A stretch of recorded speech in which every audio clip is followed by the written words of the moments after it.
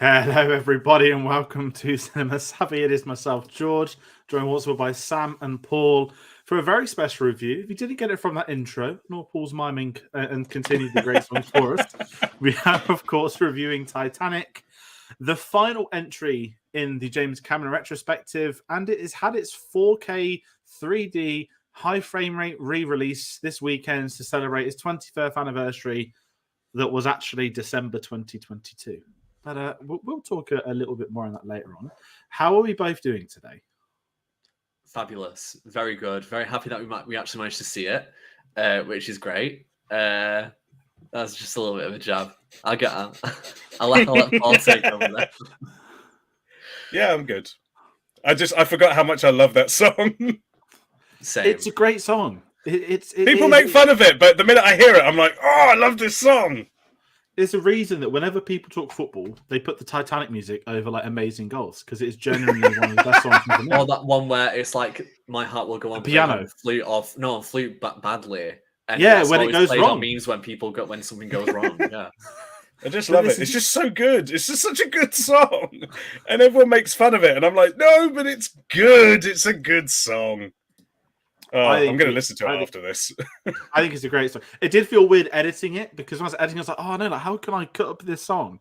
You need the whole thing, but we can't play that. We'd get done for copyright if we haven't already, which we'll find out. If all the stream cuts to 0, then we'll know we've been done for a copyright strike. So thank you, everyone watching along. I'm just going to say that straight away. And as we have done with the James Cameron Retrospective, we're rounding this out live. It's not Wednesday, it's Sunday. We thought we'd end it. It's been the opening weekend of Titanic Remaster. It's been, I think, release date February the 10th has been booked in for months. Obviously, Avatar, of course, is also still at the box office. James Cameron has 2 of his own films fighting each other to be the 3rd highest grossing film in history. Just standard James Cameron things, that is. But we're going to go through the film, our experiences watching it, which is why I'm laughing because I'm going to have to start off with a really awkward thing and talk about, I say legacy of the film. This is. I'm not just going to do like a Wikipedia scan through, but we know we have one of arguably we know it is one of the biggest films in history via box office and via its award success. And the fact we're here talking about 25 years later with a new cinema re-release. So we want to hear from everybody tonight. Comment below your thoughts on Titanic, your thoughts on the James Cameron films. Is this his best? This is favorite? If you're joining and you think, "Where's Avatar?" We did those last year. They're on the playlist, but they don't classify into this retrospective. And if you like this video, we've got more director retrospectives, and you can catch up all the other ones which are on the playlist. And if you want to find us on our social medias, we've got Twitter and Instagram at cinema_savvy, Facebook and elbows.com/cinemasavvy, and we've got a link to Redbubble where you can pick up some merch. But approaching this review, I'm going to kickstart with probably the most embarrassing comment I've ever made on this channel, and I've made a lot of bad comments in the past. Due to reasons outside of my control, I have not been able to actually watch this film in the lead of this review. That's right. The one review for the James Cameron Retrospective that was going to be live, that was going to end for the Titanic's re-release, I have not seen it. And it is for reasons outside of my control. I've explained to the others, and I don't mind telling you, my plans on Friday fell through out of illness. My IMAX is only showing it once a day at 7:30 at night. And when I went yesterday, I couldn't get a space in the car park and I had to leave the building and there was no way to get into the overspill. It was up Resorts World, directorial hatred towards them because it's at the NEC. There's like 20 car parks and they wouldn't open up a single one and the building was full. And I was there early because I'm always early. So thanks to these 2 amazing people who haven't come on as a favor in the sense of George hasn't watched it. Do you want to come on? This has been booked in for ages, and these 2 wonderful folks have actually watched the film. So I'm going to take it on the chin. You're talking about, you messaged me an hour ago saying, oh my God, Sam, I've not seen it. Quick, get on. I saw your tweet this morning. I was like, are you free at 6 o'clock? I didn't practically beg to say I need to be on the Titanic review when you get to it. So that didn't happen. This is it. And it's awkward for me because I've loved doing this retrospective and I couldn't have delayed this. It was too late notice to delay it. This week, there's only like 1 or 2 days I can actually see it. And then Ant-Man's out, unfortunately. So they're going to axe whatever one-day minimal showings they have. So I'm in a very awkward predicament that I'm not going to be able to deep dive into this as much as I normally can. But certainly the behind the scenes, the legacy, all that sort of stuff, I am up to scratch with it. It's just I haven't actually rewatched this. Going into that early memories, I've only ever seen this film once when I was about 7 or 8 years old, and I can remember it because we had it on video. It came in a white case. I remember Great big one. VHS, and I watched it as a kid. And I'll be honest, as what probably many 7 or 8 year old people thought, I didn't care about the first like hour and a half. I was like, get to the sinking, get to the action, which it's going to be a very different experience at the age of 26. And kind of my thoughts on, I guess, the real life side of things, that I'm not James Cameron. I don't have a fascination with shipwrecks. He is an amazing quote. I'm just going to read it off now. The Mount Everest of shipwrecks is what he described the Titanic as. But what I would say, from someone that's always like enjoyed history at school, I think the Titanic, something that everyone was probably always curious about. Maybe our demographic is that we were young when the film came out, and the film's always been attached. But certainly, to me at least, the Titanic as a historical thing has always been really fascinating. And even like last year, there was a big exhibition in London that I went to, one of my sisters, which was quite eye-opening. So it's a really awkward one for me to be on this. Kind of embarrassed, but I'm gonna. I said I've said a lot of embarrassed things on the past on this channel, but I've never done a review for a film I've not watched, except Mulan, because I came on to say why I wasn't watching it. But that's going to completely 180 the tone of why we'd be talking about this today. So yeah, Sam, your earliest memories of the Titanic? Oh, I agree with you totally about the historical significance. I think anyone who's just anyone knows what the Titanic is, and I think the thing probably with all of us is that we were all kind of after when the wreck was found. I guess I think this mystery before the wreck was found, this mystery about there was this ship, this horrible accident. And that was that. And of course, films were made off of that. So many stories and survivors throughout time. And then after it was found, I guess there was a new influx of appreciation for it. My experiences early was just hearing about it anyway, hearing about the film, knowing about the ship. And I feel like I saw A Night to Remember first. That film, I'm pretty sure 53, I think it might have been. I can't remember what year it was, but I watched A Night to Remember because that was on TV, and I'm pretty sure I saw SOS Titanic as well, because there was a lot of films about it, which is the insane thing, because a lot of people would say you can't do another Titanic film now because of James Cameron's. So that was what I had in my mind, and I'd seen like references, and I'd always would think about that Simpsons episode where the ship sinks and then it comes back up as with a massive Jaws type thing. It was just really funny. Sorry for that. So again, I saw that before I saw the film. But yeah, my cousins owned like the VHS. I think it was a double cassette as well. So I think I actually watched it on that first. And then I got the DVD box set with like 4 discs. I was saying to someone today at the cinema that I remember the part specifically where it says end of disc 1, insert disc 2, which just makes me laugh. And I was just watching it on the screen today being like, oh, I know this is going to happen. Or this would have happened. But yeah, once I saw it, I got addicted to it. I watched it all the time. I watched all the behind the scenes features all the time as well. The documentaries, the making of, the spoofs, SNL skits, just everything. I loved it so much. And it made me appreciate the older films a bit. And it made me appreciate the effort that Cameron went into. It was the only Cameron film that I saw for the longest time before I watched T2 properly. So yeah, that's the earliest memories. But I mean, it had a legacy for as long as I can remember. Well, I was 2 when it came out. So, I mean, I've always just known about it. And the fact that it has such high regard for it being still a relatively modern film is, I think, is pretty amazing. Yeah, it's really good. Paul, what about you as well? Can you remember when you first saw it? Or I remember... So I was 3 when it came out. And I remember my mum going to see it, going quite late with like some of my dad's cousins, and just being really irritated that she'd been out for so long watching a film she didn't want to see. I just remember that. And then my grandfather was a big fan of Celine Dion, and at his funeral they played the theme from Titanic, even though that's not a song he liked. And he had one of those, those 3D puzzles of the Titanic. Yes. And I was just obsessed with like the fact that it was a puzzle. I was just obsessed with that. But I didn't actually watch the film until I think I was a teenager. I saw Cameron's Ghosts of the Abyss, his 3D documentary. Yeah, his documentary on going into the Titanic. I saw that first. And then on the basis of that, I was like, oh, that's actually quite interesting. I'd like to watch his film about the Titanic. And then sitting there going, who the F are these people? Where's the boat? I just sat there going, I don't care about this old woman. Where's the boat, guys? And, watching it and going, we are an hour and a half in. Where is this iceberg at? And just getting really frustrated and just being like, when is this movie going to start Titanicking?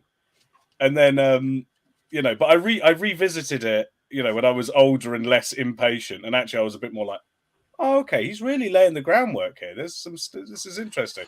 But I still do think like, where's the iceberg? I came to see people get drowned.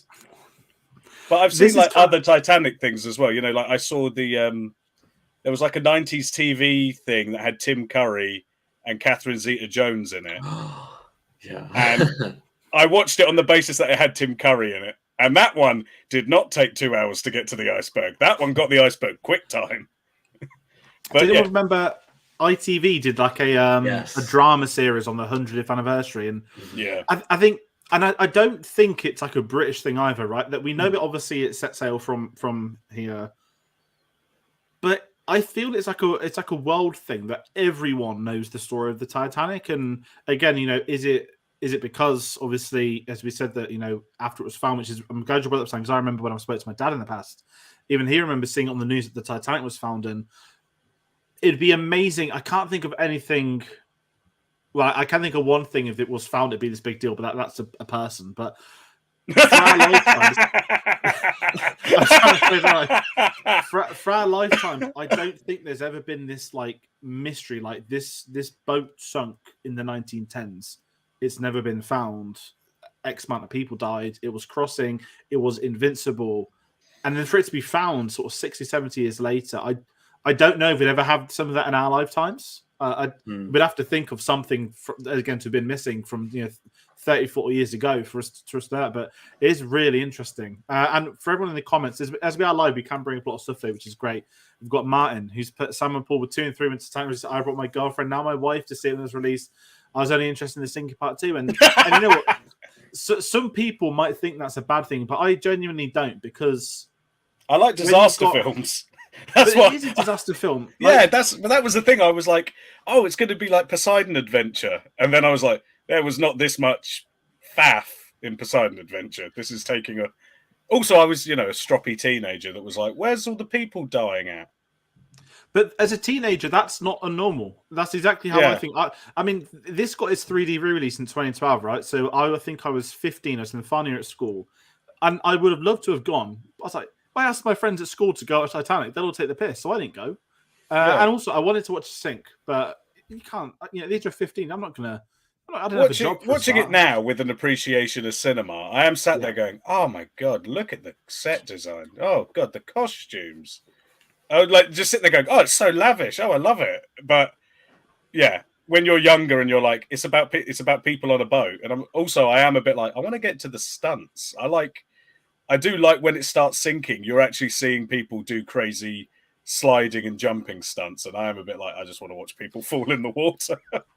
Well, Propeller Man was a bit of a meme for a few years, wasn't he? I don't know. Yes, he was. The fact that's his name, but I don't know if anyone remembers. I can't remember the YouTube channel, but when Titanic 3D came out, someone did an amazing spoof trailer, and it was like Titanic, like super 3D. Yes. And like when the iceberg hits, they like lob ice at him in the cinema. It's basically a sign of 4DX, but it gets so funny. It goes over to featuring George Lucas like special edition, and it's got like stormtroopers CGI'd in, There's like Michael Bay as well, like explosions. It's like with more explosions. Like a person hits the water and there's like a Michael Bay explosion, and then later on it's like seagulls just start exploding, and it was this amazing parody. And I guess with the memes and whatnot, because I don't think his distaste will speak for it. It shows its status within pop culture. Pistol Shrimps. Pistol Shrimps is the channel. Yeah, that's it. I think the memes are never really about specific real people. No, they're about fictional people. They're never mocking the old couple. They're never mocking the woman with the kids. They're never mocking the captain. It's always making fun of random extras that probably didn't exist. Yeah, and speaking of that, what I've got to talk about. Last week there was no way to report it on the channel. Obviously, being a YouTube channel, we couldn't put it on social media. We were in the Titanic press conference for the 25th anniversary that James Cameron attended. And it was only half an hour long. It was amazing listening to him talking about the film 25 years later. And we'll get into a bit of that later, but I've got to bring that up through the PRs that were in that. And speaking of extras, this is why it's come to my head. So my old job, we worked in casting and we'd cast a lot of extras. James Cameron had this amazing thing, and this goes into the set design and I guess the replica and the scale. They had a specific rule that no extra could be taller than 5'8" when on the deck and most of the building, because the scale comparison, they needed to see the size of the Titanic. So the smaller the extras, the better. And I think the engineer room, they were actually all 5 foot stunt people, so that it actually looked bigger than what it was, which is a really interesting, not simplistic approach, but I guess in the modern day, and certainly in modern day James Cameron, you just assume CGI this, CGI that. And one thing that scared me in the press conference, actually, building up to the reality, he said that if he made Titanic today, he kind of implied that pretty much all of it would be CG green screens, which, I've not rewatched it at the cinema, which is frustrating to me. But one of the beauties of this is that it was like one of the biggest ever like film sets made. That the money was on screen. See, like, yes, there were still pioneering effects, but you'd lose so much if this was done. It's like it's one of the last ones. I think maybe that this and like Lord of the Rings are like the last sort of examples of a little bit as well. Yeah. It's that kind of that 5 sort of year stretch of films that were like, let's build as much as we can. Let's do that, but where we can't build, we CG. So there is a bit of, there is, and it's the CG holds up. The CG really holds up, but it's because it's used sparingly to accentuate. It's the Jurassic Park thing. That film still holds up because so much of it was done practically that when the CG came in, they had the time. It wasn't. Yeah, nowadays I don't know. He would just green screen the whole thing, and I don't think it would be half as good. I think it works because that's a real person falling into real water. That's a real sunset. So I think that's what works about it. And you don't get that anymore. You don't get that with Lord of the Rings anymore. Like The Hobbit, they just were like, CG it. And I think that's why the Hobbits aren't as good as Lord of the Rings, because people you can tell. You can tell. I think as well, with him doing Avatar after, which obviously, we've covered in the past, it's a sci-fi series in another planet. Like that works, and some more CGI stuff's come out there behind the scenes of the compositors. Like, we removed characters from this, and this. This is the one person on set, and it's incredible. But that works for sci-fi for Pandora, whereas I wouldn't want that for the Titanic. Them, like, yes, it looks flawless and is some of the best CG ever done, but it's a real life story that happened in reality, and it's a really good thing you just said there with the whole, where I guess the industry moved into the digital era with enhanced CGI, and kind of, not to hype up Nolan too much, but the few filmmakers left now that come on board and like, no, like, things are getting way too computerized. I want to do this instant. I want to do this in person. I want to do this practically. And there has certainly been a shift momentum back. But then now we've got the volume, and it's like, wow, just look at Marvel last year and how some of those scenes ended, and we all know how awfully treated CGI artists are, which is a massive reason as to why there's not enough of them. Awful pay, awful deadlines, awful companies to work under. And something that I love with Cameron, and we'll get into more of him with his approach to the Titanic, is we know he's a perfectionist, and that's kind of why we had to wait 13 years for Avatar 2. And I wouldn't be surprised if there's a year delay on the third one, but he built everything he needed to build before getting to those next parts. And Titanic sort of follows in line of that, heading into some of the I guess because of the pre-production, the development. We all know James Cameron's had this fascination with the deep sea, taken to not just his documentaries, but of course the abyss as well. And let's just say it, and I'd love to have this mindset. You know how Christopher Nolan's making Oppenheimer, right? And it's like Nolan has been announced to do a film about the nuclear bomb. You just sort of nod your head and goes, okay, he kind of was building to that. I guess, is this James Cameron? Like, you're in the early 90s, and it's like James Cameron wants to do a Titanic film. You'd probably be like, makes sense. Like, his career's put him into that direction. And it's really interesting, again, for us being a bit younger. It is, to me at least, not having the fundamental behind the scenes. Now, Sam, I know you've watched a lot of behind the scenes, which is great as well. But what I love is before this was even sort of done, he wanted the idea of doing a Titanic film, and he didn't even write a script or anything. He basically showed the executive treatment for the film, called it Romeo and Juliet on the Titanic. This is before he cast Leonardo DiCaprio. And that is how it started to move forward. And then essentially what they did is they did his underwater footage. They did the deep sea dive all before the script had been written, which really caught me off guard to find that out. And I think there's this insane appreciation that, let's be honest, James Cameron wanted to go to the Titanic, and he wanted to put it on film. And he made a studio fund his expedition. He tricked them. He tricked them into funding his little trip. I love him for it. And this is like everything I read about him. And there's some stuff, obviously, his behavior on set, which is like inexcusable, almost drowning people in the abyss and whatnot. But the approach to this, for me at least, as someone 25 years later, at least it shows that it wasn't the studio were like, we must do a Titanic film. Let's just find someone to do it. This is someone off the back of back-to-back mega hits saying, I want to do this now. It's completely different to what I've already done.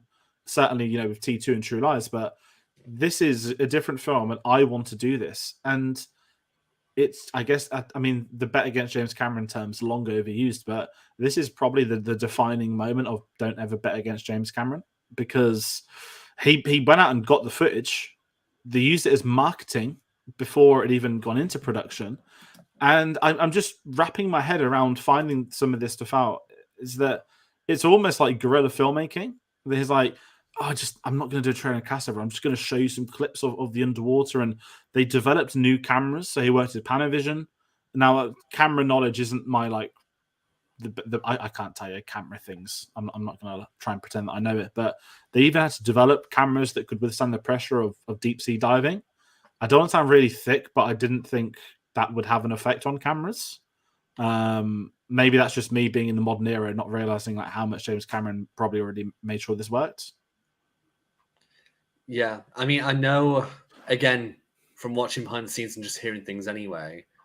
I think as a kid as well, I don't think you realize. You just think, oh well, the sea, the ocean, it's whatever, but you don't understand the actual logistics of everything and water pressure and all that and what that can do.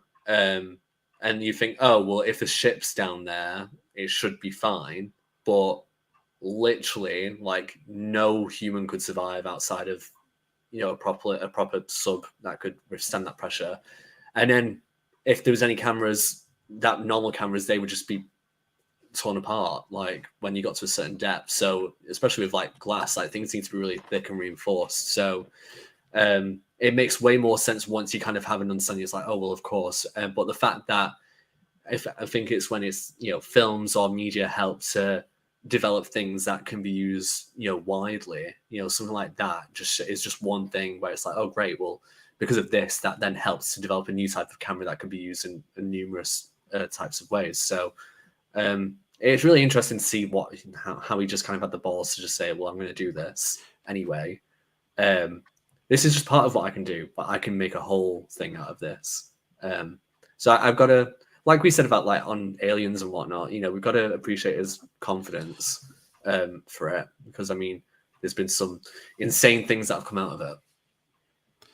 Yeah, and I think kind of with that, after the deep sea dives is when he then went on to writing the script. And I think what's important for this, and how I feel certainly with not just historical events, but when it's tragic events as well. And I know that last year we did the Steven Spielberg retrospective, We had a lot of stuff to look into that were historical. Lincoln, Amistad, of course, Schindler's List would be the one that jumps out to most.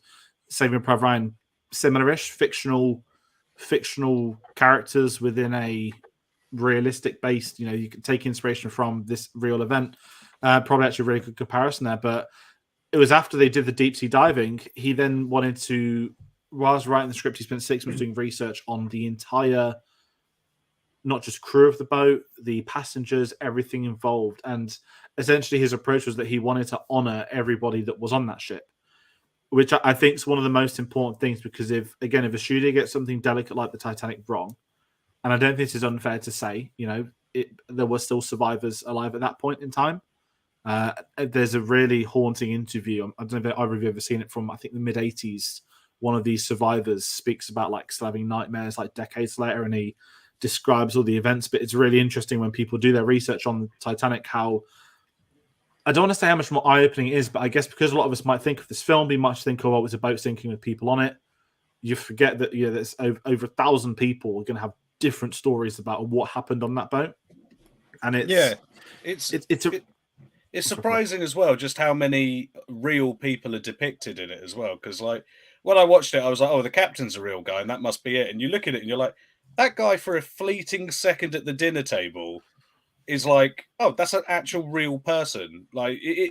Because the behind the scenes stuff just fascinates me about this film. And yeah, it is crazy the amount of things that when you look into it, you're like, God, he really lived the Titanic life making this.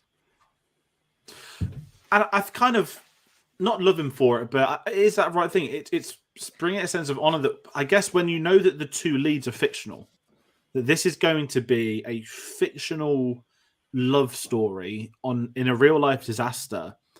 It doesn't just give him a creative license for the leads, but to me at least, it feels that by having a part of fiction in there from what is reality, you really can't afford to go wrong.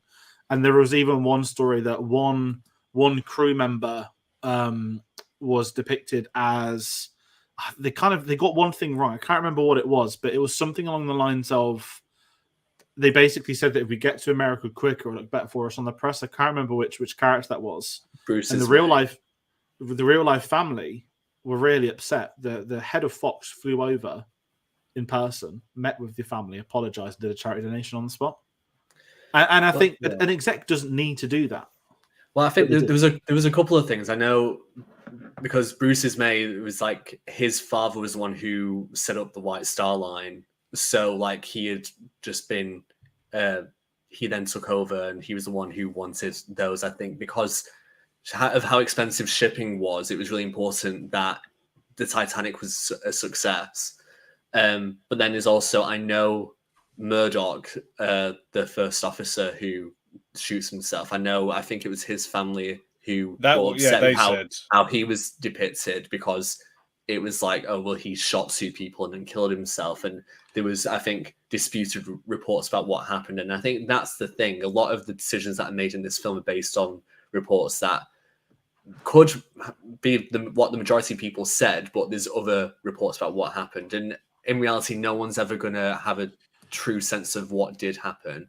So, I mean, there's a lot of creative liberties here, but I think on the whole, it's done in a way to try and ensure that people are given, fair credit, and that they're given enough time without interrupting the story. Everyone is kind of orbiting Jack and Rose in this film, and it's just kind of making sure that they're added to the film naturally without it just being forced. And I think they make it work. But there is quite a lot of actual real life people in this film. And I know that was done in the previous versions, and I think there's a video on YouTube of side by side comparisons with A Night to Remember. And I think once you see those, I think during his research, I think Cameron must have had some inspiration from it, because there's some iconic shots from that film, which I think up to this point was the most iconic Titanic film, the most memorable at least anyway. And there's bits of love story in that as well. I think you always need something to add to the story of Titanic. Not that the story itself is not important, but you need to kind of follow someone. And because there's so many different people who are on there who either survived or didn't, it would be difficult to really try and follow that and get something that would be of great entertainment for audiences, I believe. But so it's like Cameron coming up with, you know, Rose's background and her family, and taking the room that JP Morgan had reserved, but then he cancelled at the last minute. So it meant that the room was available, meaning that Rose could actually be in there. And the fact that Jack won the ticket, you know, with minutes to spare, that he didn't actually purchase the ticket, so no one would have any record of him anyway, and everyone who he actually knew on the ship died. You know, it just makes, you know, the fact that that's put in there alongside with having work of historians to come on to give him information as well as to advise on the ship itself. I mean, it is crazy the amount of work that was put into it before anything was built, even, you know. Yeah, and I think as well, going with what you've mentioned, the big thing for me is like the actual replica of the ship itself. That Harland and Wolff, who are the company that had the archives, they were able to actually provide them with what information they still had. And the production designer, Bond legend Peter Lamont, of course, was involved in this. He worked on, I think his first one was Goldfinger, and his last one was Casino Royale. Check out James 1A to Z. Plug Tom and the others. Because they would have had that covered, not me. But I think I was very lucky to be on their World Is Not Enough one. So it was like Peter Lamont went from Titanic to doing a submarine for his next one. But it's really interesting that, again, taking that approach is that they're able to reconstruct like a modern version. And I think when I've seen actors speak about it in interviews, and James Cameron did it in the press conference, that they'd be wherever near where filming was, not at the set. And on the horizon, you'd go a certain way in the car, and you could just see the Titanic just sat there because they're going to go filming. And it must be an insane experience to imagine if you were just a passerby, right? Maybe they're filming it in your like nearest city you didn't know. You'd be like, am I hallucinating, or is the Titanic like there? Because they've done such an amazing job at recreating. And again, you know, I didn't get to rewatch it, right? So I'm going for the behind the scenes I've been looking at the last couple of days. You guys have obviously rewatched it, and the interiors. Everyone remembers, of course, the staircase, you know, being done exactly how it was. How is that production design? Because again, if you get the ship wrong, the film's not going to function.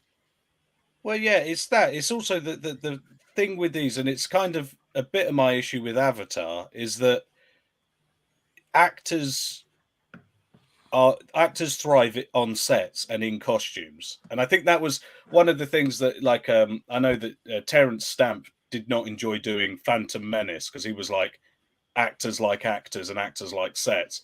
So to do Titanic and to have, you know, the Titanic rebuilt, and you know, once you get in your period costume, that you must just stand up straighter, you know, you must sit a certain way. It must just help, because everyone in there appears to just be like, oh, this is legit. This isn't, you know, this isn't a cheap film. This is, you know, two studios coming together and funding this epic. And when you watch it, you know, it's one of those films. It looks expensive. Like, the money's on screen in the best possible way. Like, James Cameron has clearly gone, everybody do your best work, and trust me, everyone's going to see it. Everyone's going to see the best stunts.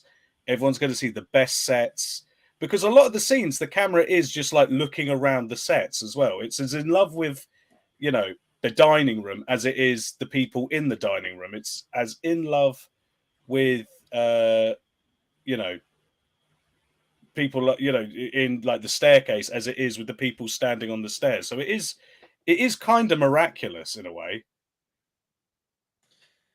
Yeah, I would. Sorry, I was off on mute. You were muted. Sorry. Yeah, I just wanted to say really quickly about that. You know, what I find really interesting as well in terms of the production of the set is that he only built what he needed to build. So it was like one side of the ship was kind of like full. The other side, you can just see everything that's in there, and then it's just the sets that he needed to use or that he could afford to build, and that's. For me, like, really, I mean, you could have spent time working on areas that he didn't need to use, but I think it's so specific to what we see, and there's enough variety to make it seem okay. It feels like the whole ship is there, even though we are only seeing set amounts of it. We probably see less than I don't know, less than a tenth of it, really. I mean, there's so many areas. And I know Titanic on Honor and Glory, if anyone knows about that, which is kind of this game that is being made, and it's kind of been going on for 10 years where people are working hard to create a fully realized Titanic inside and out. And there's been so much work put into it. And it's actually amazing to see all these different areas that we would never see. So areas of third class and first class and second class, which we never really see any of in this film. It's amazing. And the fact that, little things like people were smaller in 1912 than they were in the 90s. So they made the staircase a little bit wider, ever so slightly, just so that two people could fit down there comfortably, rather than the actual size measurements that it was 80 years before. It's little things like that, which for us as viewers wouldn't make any difference, but it's just things that they would know about to make it look better on film. And yeah, everything's spectacular. And based on like the pictures that you see from the original Titanic and on her sister ships, where some things were similar, compared to previous films, it's a knockout because it's so close to what it was. So I mean, big props for the sets.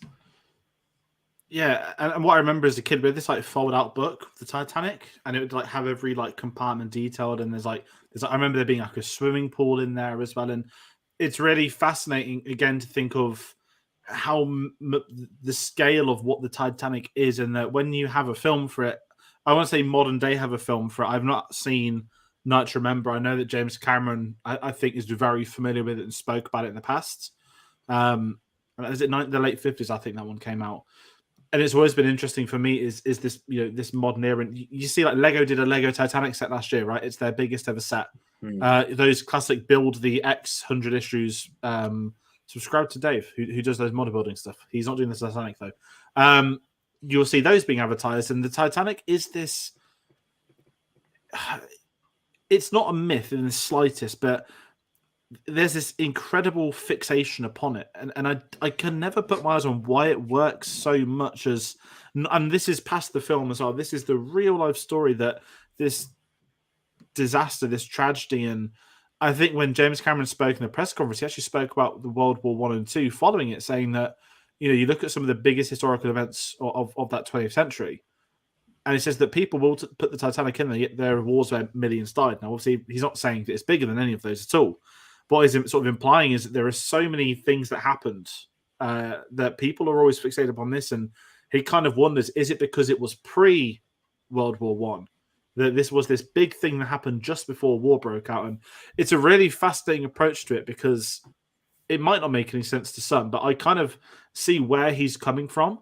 I think at times he's compared it to like a novel, but unfortunately, like the novel was based off a real life thing because not in this cruel, ironic way, but the ship that can't sink, the sunk on its maiden voyage, is always gonna, it's you always see. There's anyone ever seen the classic reel of the passengers waving goodbye? I don't know if you guys have seen that, and we know they're sort of waving to their deaths, which is traumatizing. At the same time, there's this sense of everyone sort of knows about it, and I think when you're making that jump to doing it as a film, again, James Cameron's gone in with the right approach. And I think at times he's criticized the other Titanic films, and I've not seen these. And he mentions that it's far too poetic in how the boat goes down, that it sort of goes under. And he's kind of said that this isn't what happened. And obviously his version, again, I mentioned Propeller Man earlier. It's not that at all. Lots of stunt artists and a lot of stunt artists getting injured as well doing those stunts for this film, which is the most James Cameron-esque thing we can probably talk about. James Cameron on set is a very different 90s James Cameron on set. I'm going to say is probably different to like 2000s and 2010 James Cameron, probably because he's in like a box with like 5 actors rather than being on a ship with hundreds. Whilst we try, it's so hard to do this because I've got the embarrassment of not having seen it. I'm going to sort of try and not move on from filming. We stray this onto the James Cameron side of thing. What are both of your thoughts like on the film, on his direction? Because I'm sort of fixated upon the real life thing at the moment. And obviously we've been doing this series, both we've been on other episodes for this is the 6th or 7th week, the last entry. This is this insane jump that this guy just did True Lies and Terminator, and now he's doing a romance disaster film. And the jump from James Cameron to go from his other bits of work to this, I think, is insane in a really complimentary manner that you wouldn't strike James Cameron as doing this relationship. Although Terminator has an amazing relationship with Sarah Connor and Kyle Reese, but it's one of those where I think it shows that maturity with him as a director, that he's going to get bigger and bigger in the sense of scale of his projects, what he wants to do, his abilities as a filmmaker. But what are your thoughts on his direction like throughout this film? I'm not going to comment on this side of it because, again, I'm waiting for my rewatch. I would say, in terms of direction, I mean, you can definitely see his kind of use of characters. And I think what he does in the films that I've seen of his is that I'm always really rooting for the main character. And I think there's times when filmmakers, they allow audiences to kind of be more up in the air about it and just make up their own perception of things. But I mean, usually with a Cameron film, at least again of the ones I've seen, there's a very clear, this is the good person or the person who we should be rooting for. And linking with that is kind of the empowerment of female characters. And I think more so than any of his previous films, you know, before this one, you know, it's the growth of a character and how someone like Rose, who well, I can't even say start the film in one way, because she starts the film in one way up here, then like a quarter of the way in, she's completely somewhere else, like 80, 90 years before. And then she ends in a completely different place. And I love that we managed to see an actual journey like that, which we've seen with his other female characters. But with Rose, you see the transformation, and you know, there's those little things like the butterfly hair clip, which, you know, signifies that as well, and the change within her, and just how one person can affect everything. Which, you know, Sarah Connor, Kyle Reese, you know, would be that. I love that he continues to you know, fight for women, I would say, because I think I would say that Rose is the lead anyway. I mean, Leo, Jack is up there as well, but it's her story, and I'm glad that we got that, and it wasn't just like it's a love story and you see loads of random stuff that you don't need to see. And I love that we have villains that we can actually really hate, which is Cal, the mother, and the iceberg. So, well, yeah, I think you were saying about it's not a myth. I think James Cameron treats the story as mythic, like it's, you know, and I think one of the things that probably draws him to it, in as much as you know, like Mount Everest, like stories on Everest, also a bit like Chernobyl versus like World War I and II, is that it's nature wins. Like you can't beat nature. Like man's hubris gets us to a certain point, and something, you know, in this case a big iceberg, is going to go, no, you're not better than nature. And I think that kind of plays into, I think this, in as much as it's not sci-fi or like a genre movie so much, it seems out there for Cameron. But actually, if you look at Cameron stuff, it's got all the hallmarks of a Cameron movie. So, you know, the dichotomy between, you know, the haves and the have-nots, you know, the whole high society versus the lower class. Actually, the lower class are happier than the upper class. You know, you can see that in, like, you know, kind of done in Avatar and Avatar 2. You kind of see it. Think, you know, the whole love story thing. I do think James Cameron, bless him, is a romantic at heart, because, you know, the Terminator, for all the horror and the sci-fi, is about a woman who is empowered by her destiny, like Rose, who falls in love, and that love creates Savior of Mankind. The Abyss is a love story about two people reconnecting. True Lies is a love story. Avatar is a love story. So he is a romantic guy. And this is just, you know, the most unabashed, I'm going to make a weepy film. And I think the whole wraparound stuff with Brock Lovett, I think, is really his kind of lesson to people. He, like, you know, there's always a moral to his movies. There's, you know, it's save the whales, don't pillage natural resources, all that sort of stuff. And in this one, it's, respect history. Brock Lovett does not respect the Titanic and its history. And over the course of the film, through Rose's story, he learns to respect the history. So, I think it does play into a lot of Cameron's interests and his stuff in his films. I think people just saw, no aliens, no shoot 'em ups. It's not, but it feels like a Cameron film in that respect. Yeah, I'm glad you said that. Cameron as a filmmaker is fascinating. That I think what you see on screen is so different to what you get from how he's in reality, and it's really interesting that we hear these stories of him behind the scenes. Right, he's this insane guy. This. But as you kind of said, that there's a lot of romance stories, and Avatar itself, like James Cameron's a massive environmentalist. That he does love the earth, what it is, and nature. I believe he's left Hollywood, he's sold his home and everything. He now lives in New Zealand. He's got oh god, what's it called? When you're eco-friendly. Basically, the studio they made Avatar 2 in doesn't have a carbon footprint. That's it. And it is incredible reading more into his personal life and how that does actually etch into his work. And I guess Avatar is the most blatant example of that. But certainly with Titanic, there is a lot in there. And actually, it is his fascinations coming together. And I know that his approach to this, if we sort of get into some of the characters as well, we know how went down the Titanic, that, upper class, first class, ladies and children were off first. The last, in theory, was going to be third class men. Don't really know men's right activists here. But he knew Jack needs to be a third class male. Rose got to be first class female. And we know this. If you didn't know that before you watch the film, you'd probably be shocked at the end. But if you don't, it's him very openly saying that we know what's going to go down on this.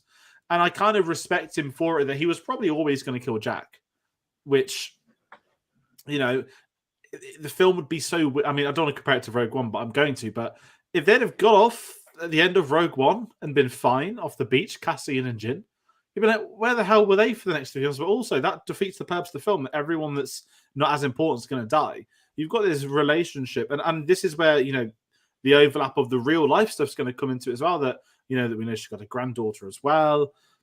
It's an amazing approach, and it's so simple. But what James Cameron does is he makes simple storytelling not just layered, but easily accessible. The Terminator. A man tries to kill a woman. That's the essence of... If you were to wrap around the whole story, and it's like the whole Mad Max Fury Road, the storyline of Mad Max Fury Road is that a car turns left. In its very simplistic form. It's true, though. It is. And this is where I think some of the best directors come on board is... And I'm not sitting here and undermine it by saying the Titanic is a simple film. But James Cameron, at this point in time, he's box office hit after box office hit. He knows ultimately what audiences think. Now, I will never know if he genuinely believed everyone's going to want to watch this because of the romance or the certain demographic. I don't know we'll ever get an honest answer in regards to that. Because we know that is also what carried the film as much as the ship sinking, is the relationship between the two leads. I think he did know. He's quite a clever man. I think he, as much as it was a risk, I think he put everything in place for it to work. In as much as he's like, I've got the most good-looking guy on the planet. He's my lead. The teenage girls are going to flock to the screens to see this young man, and they're going to drag their boyfriends, We've got some of the coolest visual effects ever done. The guys are going to want to see that. So I do think that he, even getting the song, the song, it gooses sales. People want to see the movie because of the thing. So I do think that he must have, it is simple. And that's why it's kind of universal. Because and that's why it's made 2 billion. We're still talking about it 25 years later. It's still going on in cinemas. Exactly, and this is the kind of thing that I'm not saying a complex film is going to make anything better, but he knows what the audience wants. It's why Avatar. There's so many reasons why that's such a success, and universal is the term I always use. That can be put in any language. It's not just Americans in a sci-fi expedition. There's fictional blue people on another planet. You can put that into any language on Earth, and that will translate to them. And I think Titanic's ultimately the same. It's this doomed relationship, but the boat's going to sink. And I know the UK release was February '98. Released in the UK in time for Valentine's Day. It is one of those kind of things, but we'll talk about its legacy obviously much later on. The 15 weeks at number 1 and that insane thing that's probably never going to get, I think, bettered. But the casting is key. And talking about Leo playing the role of Jack. Now, obviously, there's a lot of Leo stuff in the news this week.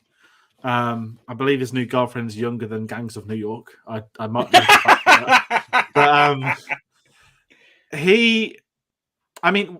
when James Cameron pictures this as Romeo and Juliet on the Titanic, what film came out in, I think, 1994? Baz Luhrmann's Romeo and Juliet starring Leonardo DiCaprio. Now, I'm just going to be the one that says it. When we were teenagers at school, all the guys laugh at Leonardo DiCaprio and Brad Pitt.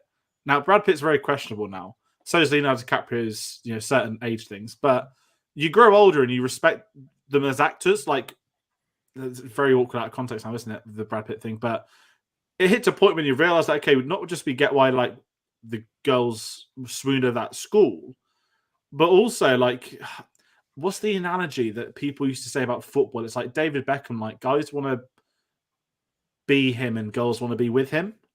And there are some men that want to be with him and him. Yes. Sorry, that's what I wanted to say as well. Like, sorry, that's like the playground analogy that people used to talk about in that respect. And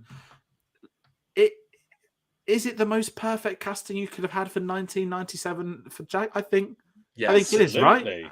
And, absolutely. And I don't know if you guys know that it almost didn't happen with Leo. That I don't know if you know about the audition story. He wanted the character to have like a limp or a speech impediment or something, and Cameron was like, no, you can't. He wanted the character to be like not 3-dimensional, but basically James Cameron. It was on a GQ. It's really interesting, actually. For a start, Leo didn't want to audition, and James Cameron's like, "You're going to audition. This is like an expensive film. I don't care who you are. You're going to audition." And then Leonardo DiCaprio and his dad. So I'm guessing, I know his dad's an actor, I believe, or was an actor when he was younger. Or I can't remember something the backstory like there. They would try and talk about James Cameron, basically saying that can we do something with him, and which, as you said, it probably would be one of those things, or probably make him 3-dimensional or troubled. James Cameron's like, no, like, and I think James Cameron in the years that's followed has spoke that Leo realized at that point of his career, to be the type of actor, you need to be in other things. You can't just be doing the same thing over and over. And I think Leo taking this role, let's be honest, I don't want to say it's the film that's made him, because that's a disrespect to his early work. He already had Oscar nominations. Do you have an Oscar nomination for Gilbert? I think so. Yeah. But he was never typecast. And I think a credit to Leo for his career post-Titanic, he could have easily been typecast, and he never allowed himself to. But what he will always have is Titanic, in that sense of one of the biggest films of all time. He is the lead. It is almost his film. It's him and Kate Winslet. It is their film. And I think that's such a fundamental thing, because ultimately, if you cock up the casting on Titanic, no one's going to be going again. Do you see where I'm coming from? That you needed the perfect duo to play those leads, and Cameron knew that, and that's why he said, you're going to have to audition, because if you don't work with Kate Winslet, vice versa, the film won't work. Yeah, and I've seen some of the other people that were considered or auditioned, and you're looking at like Christian Bale, and you're like, could Christian Bale do this? Could Billy Crudup do that? I like both of them. They're both great actors. I watch anything they're in, but could they do, classic 50s style leading man, Robert Redford good looks? I don't know. Whereas DiCaprio kind of has it. It's kind of the perfect storm of a guy who looks the part and can act the part. Can you imagine Christian Bale on set with James Cameron? Oh my god, I would love that. Oh my god, that'd be amazing. They'd either be best friends or they would be like fighting to the death on the Titanic. Oh no, they would have drowned each other. Great film idea, They would drown each other. 100%, they would have drowned each other. I kind of want to see it now. Get Christian Bale in Avatar 3. Nothing tops his Thor interview of when he basically was like, yeah, it's really good fun, and then he dropped a spoiler, so he made sure he wasn't on the UK press tour following. proceeded to then slaughter it as soon as he got to his next film, which won't be spoken about, which was a shame. But anyway, Christian Bale aside, what do we think of, like, again, Jack as a character, the actual story with him through to the death? Like, I mean, can we talk about Jack individual, or should it just be Jack and Rose together? Because it is a duo, isn't it? It's a romance. It is, but at the same time, I mean, they do have, you know, their own things going on. I mean, I think the thing with Jack, he's kind of that mix of, he's kind of the American dream, but it's not the American dream, because he's not looking to have, you know, hear just everything that, you know, would have been what a lot of those people on that ship were doing. They wanted to go to America and start a family and have a home and whatnot. Jack was perfectly happy, and he says it himself, going about barely having anything on him and just having experiences. And I think that's really refreshing. I think that the story, the love, the romance thing is one of the most basic archetypes anyway of a story like it could be. To have it on this ship is one thing. To have them in different classes is another thing. And we've seen that happen so many times where it's like, oh, the girl gets with the guy from the different height, like from the different area. Or posh girls love a bit of rough. That is the classic thing. or what they did in one of the Titanic animations, vice versa, where he was the rich one and she was the poor. Awful. I mean, it's awful. But I grew up on that as well. I forgot to mention that earlier. But yeah, so I mean, that's really interesting anyway. But to have him be such like a free spirit and just kind of do whatever, you know, and have these kind of like unique attributes, right, about his artistry. And luckily we get those seeds of things when, you know, Rose has all her art and then Cal makes that eye-rolling comment about, oh, he won't amount to a thing, and it's just like, my God, I mean, that's I hate that line, but I mean, I get Cameron's dialogue is either massively quotable or painfully cringy, and there's no in between. He comes up with, and this script is the perfect cut down the middle of, oh, that's a great line, that's a terrible line, that's a great line, that's really embarrassing, I can't believe you made him say that. And then the mix of, oh, this is awful, but we are going to quote this. I mean, King of the World is, you know, is the middle ground of, I'm not sure whether this is the best thing ever or if this is the worst thing ever. For me, Oscar speech as well, saying it in his Oscar speech after winning Best Director. Now that was a decision. And that was a mistake. I don't think it was. I think he's admitted that he regrets it. I love it. I saw the clip. I was like, you know what? I think it's the biggest FU to the naysayers. Like, that is, if it was today, he'd have gone never bet against Cameron. But that, doing the quote, clutching 3 Oscars, you know, man's won 3 Oscars on a film that people were going, it's going to tank 2 studios, your career's over. The whole story that when he edited it, he had a razor blade next to the editing machine that said, if the film doesn't work, use this. Literally, like there was a rumor that he had it next to it going, if the film doesn't work, you have to use this because you're fucked. And, you know, him just being like, you know, going up there and just going, I'm the king of the world. It's like, fair play. You proved them wrong. I just wish he said it in a different way, because it's just the way he says it is awkward to me. I felt it's a way, I mean, Leo says it with the most conviction, with absolute... I'm literally on the front of this ship. Everything's out in front of me. I'm living my life. You know, it's the biggest kind of like moment ever, because it's like, well, you might be the king of the world right now, but you're going to be the king of the underworld in like 3 days. So I mean, just like, don't say that. The thing as well is that when casting, like, I've watched so many films with like two amazing actors. Like, you could get the 2 best actors in the world, but you can't manufacture chemistry. You just can't. If it's not there, it's not there. You know, like Anne Hathaway, great actress. Christian Bale, great actress, great actor. Please don't beat me up, Christian. Dark Knight Rises, void of chemistry. 2 amazing actors. You just can't. But you get Leo, same film. You know, but you get Leo, and you get Kate, and the chemistry's there, and you just buy it. You know, and the fact that they've remained best friends for 25 years, you know, Revolutionary Road as well is a very fine film.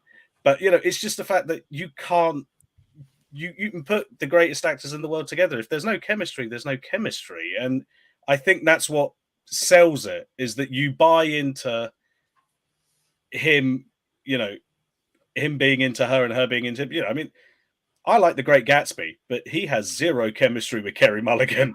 Like, I love Carey Mulligan, but you got no chemistry with him, girl. I'm sorry. No, but he looks amazing. I mean, that's my perfect Leonardo DiCaprio. Oh no! Don't get me wrong. I love that film. I love that film. He's perfect. He's with his best mate Tobey Maguire as well for the whole film. Oh my god, the chemistry they have crazy chemistry. Honestly, talk about that. Two of them look like they're about to kiss in any scene given. Like, I love them both, but it is that thing of like, if you get the casting wrong of the two central love interests, your film is doomed. And maybe it's because they became best friends as opposed to dating, because that also, nothing kills chemistry in a film more than actually getting together. Just look at the Twilight films as an example. The chemistry goes because they dated. It's a bad idea, but because they're best friends, the trust is there as opposed to we want to jump into bed together. Also, maybe Kate was too old. I knew that was going to be. It's a really. I love you, Leo. I love you. The thing that kind of, I mean, if you think about it, the scene that shot first, I don't know if it's the first day, but certainly the first scene they shot together was the nude scene. James Cameron even said the reason that was first, he wanted it towards the end of filming. The same way we spoke about Aliens, right? The last thing they shot was the Colonial Marines' first scene together, because that's when they have the most chemistry for one of them. You need to see it on the opening. The fact that had to be shot first because they were so far behind in building the Titanic set, they were having to do the studio stuff first. James Cameron says it wasn't his plan, but okay, I've not rewatched it, but from my memories as well, it works because it's awkward. It works because it's a guy that does not know this woman. Yeah, that he fluffs up the line. He says bed when it's a couch and all that stuff. That scene works. It is awkward. And they both need to be so nervous as well because she's never done anything like this, and Leo and Jack has been in these situations, but never with someone that he's liked so much, and definitely not of a woman of her standing as well. And kind of in line of that, the sketch itself, bringing James Cameron back into things, that it is him drawing the sketch as well. That we know he is an artist. We've got the book I brought up on a few episodes.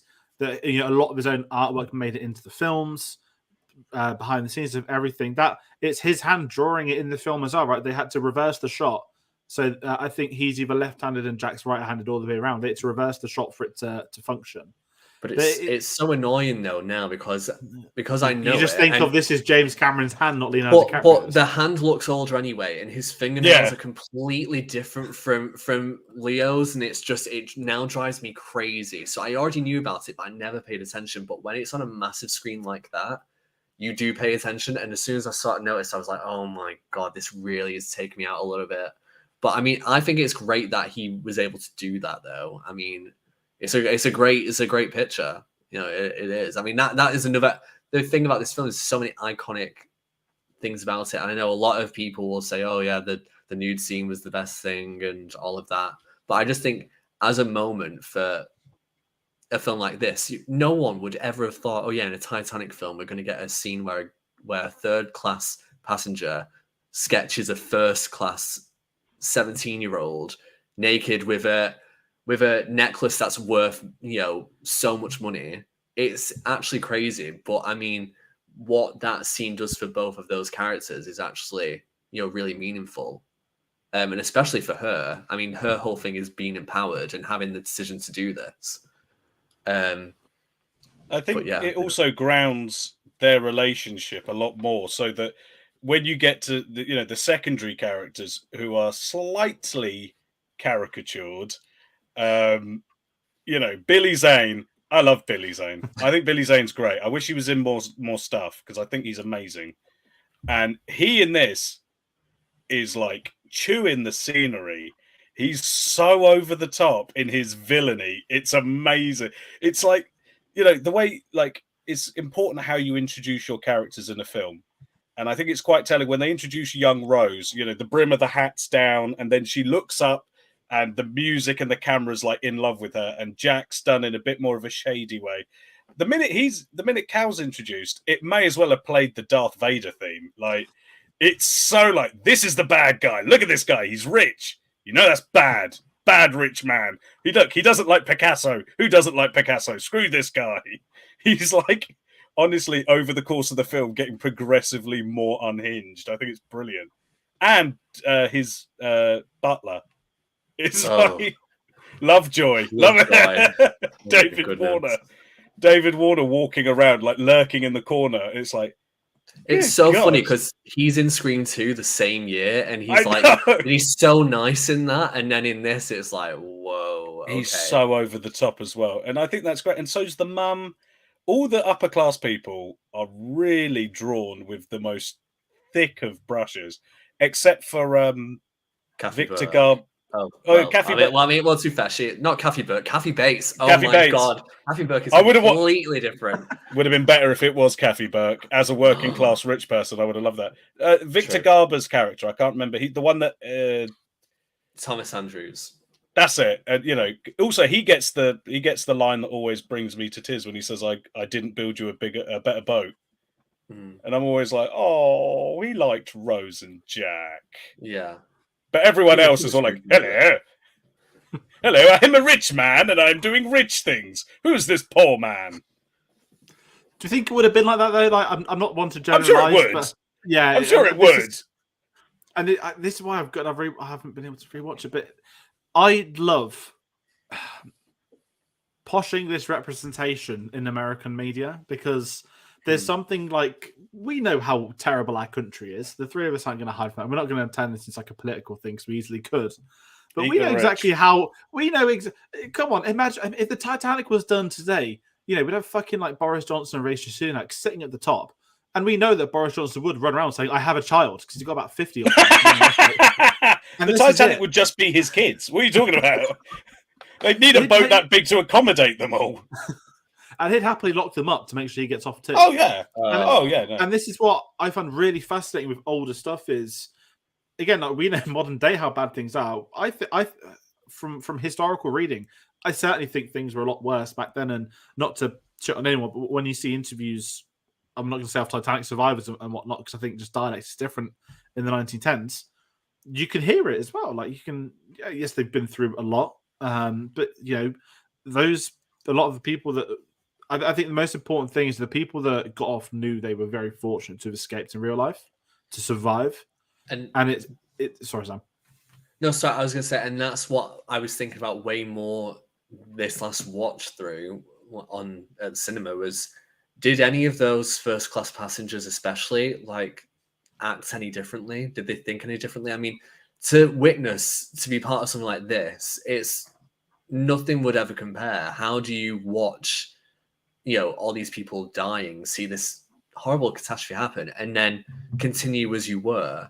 It would be like, I wonder if like anyone changed significantly or donated to charity or did. I mean, like I know some of what Molly Brown did, but because she was new money, like she had a completely different perspective than someone who was, the son or daughter of someone who was rich in the 1800s through industry. It's really different. So I mean, that's something that I would like to know more about. Actually, I did like that as well. The way that Cameron wove in the fact that Molly Brown was new money, and the old money didn't like her, and so actually in a way she felt a sort of kinship with Jack. I thought that was quite an interesting way of weaving a real person into the story, and arguably, she's probably the second strongest woman in the film, because she's the one that's also just having a go at people while they're rowing away. She's like, "You're all a bunch of cowards." I'm like, "Relax, woman. We're all scared and cold. Be nice." Does the film show it? Again, I'm not just going to just assume, but the first few lifeboats that went down, they weren't full at all. There was hardly anyone in them. I don't know if they go into that at all. And I know that some things James Cameron didn't do. He didn't put the is it I can't remember the name. The Caledonian, the Californian. So there's a deleted scene of what happened there, and basically James Cameron moved it, saying that with this being a disaster, he wanted it to feel isolated because they shot what happened. Again, it's that authenticity. They did, they were in advance, etc. You can read up on the Californian, but he said he wanted to keep it as this. Tight. We're on the Titanic with these. We're not cutting away. We're not going to other places. some of the moments when he does super, extended long shots, and you see, the Titanic's at like that angle, and there's all the bodies and stuff, and all you see is a perfectly uh, starry sky, and then the water's like pitch black. It looks like another planet. It's like it's an alien. That's where the sci-fi almost comes in. Is that it's like, oh, they're completely alone. They might as well be on another planet. No one is coming. So there is that kind of thing where if you had another boat involved, I think it would also subtract from the doomed love, because you'd be like, oh, if he held on for 10 minutes longer, he probably could have been saved. And you don't want that in your in your love story that's doomed, and when you want to reduce people to tears. Yeah, at the same time, I mean, there's a lot of the deleted stuff that I actually would have, liked in. So, I mean, I know one of the scenes from The Sinking's the captain calling out for lifeboats to come back because they aren't full enough, and so that more people can be added. I think the Californian one is interesting because I think it could have added, because it's only a few seconds there, and it's just the idea of knowing that there was a ship potentially close enough to save more people, and that adding to the tragedy of it, that because they turned off their comms, basically, that they couldn't get in touch, they couldn't receive anything. So what the Titanic's, I can't even remember the name of it, like SOS and CQD, it's Morse code, like all those communications weren't coming through to them. We get the hint about the Carpathia, but that's it. There's nothing else. So I feel like having that would have been interesting, because you're just like, oh, it's so close. And there's that rumor. I've never really seen anything but that you can see like a speck of light on the horizon, which is supposed to represent the Californian, in like a couple of shots or something. I've never noticed it. But then I would just assume it's a star, because it's such a. The stars are incredibly bright. Like I say, like the water becomes jet black in the night. That I think a lot of the time that might just be a star that's been reflected or something. But it is interesting that he chose to delete that to make them more isolated. It adds to it as well, like even with the water type stuff, that this is how it would have been for them. And it'd be. I mean, I just keep thinking Avatar, which is completely wrong, because obviously that's fictional space planet.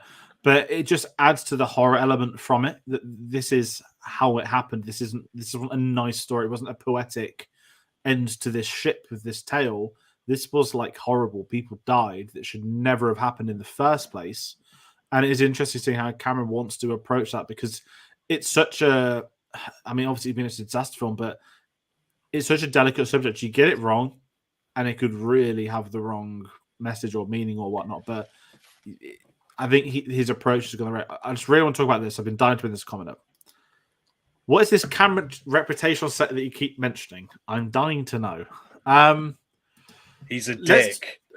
Yeah, we have a speech in quotes, right?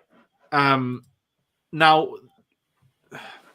we're just going to isolate this to the Titanic for today. So we went into a lot on Aliens and The Abyss were probably the two biggest ones. Aliens is a bit funner because it's more like he just hated the crew and the crew hated him. And I love it. That's more the American British mutual hatred there. Yeah, stop going for a cup of tea and make my film. Whereas the Abyss is like, you're actually going to kill us, so get on with it. And Titanic is, I guess, like it's like the mid ground, right? That I think because Cameron's films are so successful, it all gets dismissed at how bad it was. Yet, had the film have bombed or flopped, whatever, it'd be at the forefront. And I want to make a horrible comparison, and I don't mean this in a disrespectful way. I'm thinking of Olivia Wilde and Don't Worry, Darling, right? That there has been some on-set issues, personal stuff that isn't really people's concern, but because it was, an A-list musician with an insane fan base on a film that hasn't performed to the level people would have hoped or wanted, that stuff was so much at the forefront. No one speaks about the actual film itself. Had Don't Worry, Darling hit $1 billion, hypothetically, not could have, no one would talk about any of that sort of stuff because you'd be so focused on this film is amazing, this is that. And I think James Cameron has certainly maybe Bar the Abyss come out, I think, on the right side of it, that because his films have been made it into these, I don't say that Hall of Fame because, whatnot, but we know what the Titanic became and its success and legacy. And, when it's Kate Winslet saying, I'll never work with him again, and then is in the film he does 2 films later, it will take a lot of money to get me to work with James Cameron. They still want to work with him. And I think it's because the final product, I can't speak on them, but when I've been in terrible scenarios of work, terrible projects we've been on, and I've hated it, and I hated every minute of working on some of these, I watched one of those films to cinema. I thought, you know what? I had a shit time on that one, but that film's come out. I'm happy to talk about that, say I worked on that. And it's interesting that obviously, mine's minuscule compared to, say, a lead of a film, but it's really interesting that I think reputations are protected based on film success. And certainly one, I sort of hinted at Amsterdam earlier. I don't want to talk about it too much because David Russell's a sort of a massive piece of shit. And because his more recent films haven't hit the levels his other ones did, I feel that's why the controversy is now at the foreground. It should have been, and it's completely different to James Cameron. I would get that out of the way because there's actual crime involved there. But James Cameron being a megalomaniac on set, I think contributes to why his films worked. It's actually a terrible comparison to Dave Russell, but if you kind of see where I'm coming from. I think as well, it's a kind of thing of, I think, I can't tweet it, I'm so sorry, but they said when it comes to separating art from the artist, so you separate the art from the artist with, like, say, Polanski, Rosemary's Baby is still a good film. You separate art from the artist with Woody Allen, Annie Hall is still a good film. You separate the art from the artist with James Cameron, he nearly got people killed, yeah, but Titanic is a good film. You separate the art from the artist with David O. Russell, Amsterdam's crap. Joy is awful. American Hustle is mediocre at best. Like, you can separate the art from the artist, but the art, and if the art ends up being not very good, then, and a prime example, so people nearly died making The Abyss, people nearly died making this. People did die making Twilight Zone the movie, but people never really mention that about John Landis, because he made American Werewolf in London, which everybody loves, and he made The Blues Brothers, which everybody loves, and he made, Animal House, and he did the Thriller video. So if you do enough good, essentially you in a way you can get away with murder, kind of, and Cameron is responsible for Twilight Zone. Just to go on that, so we did that last year for Spielberg, right? Me and Tate didn't know about the accident. When we came to reviewing that, I think had I have known, and this is purely genuinely me behind the scenes stuff, we wouldn't have done Twilight Zone review. Because I know we've done a small Persian, but I didn't know anything. And even when I've bought all the Spielberg films now, I won't touch that. And that was the most uncomfortable. I've done a fair share of uncomfortable reviews in the past, but that was right at the top, having read all of that and done research on that, which was sickening. And it's interesting, this conversation. It's quite important because Cameron, I don't think he's on a level of some of those, but certainly to me at least, they've got to be brought, because that, we're doing a James Cameron retrospective. We're looking at his career. We can't just hide the problems he had on set. It's still a place of work. This is still a place of work, and you should be safe in your place of work, even if you do, moderately, And I said this with The Abyss. You will get hurt. Yeah, and like with this one, what I know is actors had to sit in the water for hours. They weren't allowed to go to the loo. That's insane. And some of them have to pee in costume, which is ultimately probably humiliating for them. Probably in that scenario. But it's really my approach is from the consensual thing. I want to bring up these issues with him because they're so important to bring up on these, because they are part of the film's history. The legacy is that he is an issue on set, and this is where we know he's had the success. He's had so much success from it. Someone did a really good analogy of him, kind of saying he's the kind of person that everyone hopes something terrible would happen to, and he always sort of not gets away with it. But that sort of person, you might work with someone in a team, and it's why is this person always getting promoted? He's an absolute C unit, and it's one of those where certainly for this and a lot of other ones, it needs to be brought up. And again, when you're dealing with actors and what, as you said, they're coming to work, they're coming to do a job. Even Leo spoke badly on this, and I think the biggest takeaway I have. So stunts people break their bones as well. Now, stunts is a one. I can't talk on stunts because there's the UK stunt register, all that sort of stuff. I wouldn't have the faintest idea on what to criticize from stunts because it depends. Are they set up properly to do a stunt, or is it a freak occurrence where it could go wrong, which they knew? So I wouldn't talk about stunts me personally, but certainly like the Screen Actors Guild, and this is the one that I find really odd. They did an investigation and said that there was nothing unsafe about the set. I'm sat here thinking of doing risk assessments when I was a student doing short films. I would have to check the wiring on the bloody tripod. A replica boat of the Titanic, which is going to be destroyed as part of stunts and, it not being CG, etc., etc. It is going to be...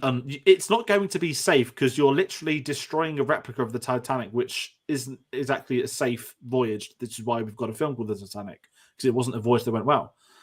And I can't wrap my head around... I can wrap my head around it. It's just blatant corruption that happens in a lot of forms of life people sort of don't want to talk about. But for the Screen Actors Guild to say there's nothing unsafe... it's just bizarre because, obviously, to an extent, you will just have to go, look, people will get hurt in their place of work. You will... And, as actors, if you ask any actor, you ever been injured on set? I'm sure that every single actor's like, I was doing this film, I slammed the door wrong and I broke my thumb. James McAvoy doing Split, he had to punch a door, and there was a small section of it that was padded, and he missed it, and he punched the metal part of the door, and he broke his hand. Right now, that's an accident.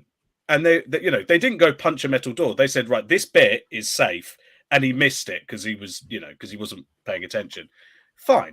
Tobey Maguire did the same thing on Spider-Man 3. He punched the wrong part of a brick wall. He punched brick instead of fake brick, and he broke his hand. Those things will happen. That's fine. But, actors should not be in danger, and they also shouldn't be, I don't like the whole thing of James Cameron treats it like he's a military general, and it's like, you're making a film. Treat people with a bit of respect. He got poisoned as well on this set. Do you know about? There's a reason he's been married 4 times. That's all I'm saying.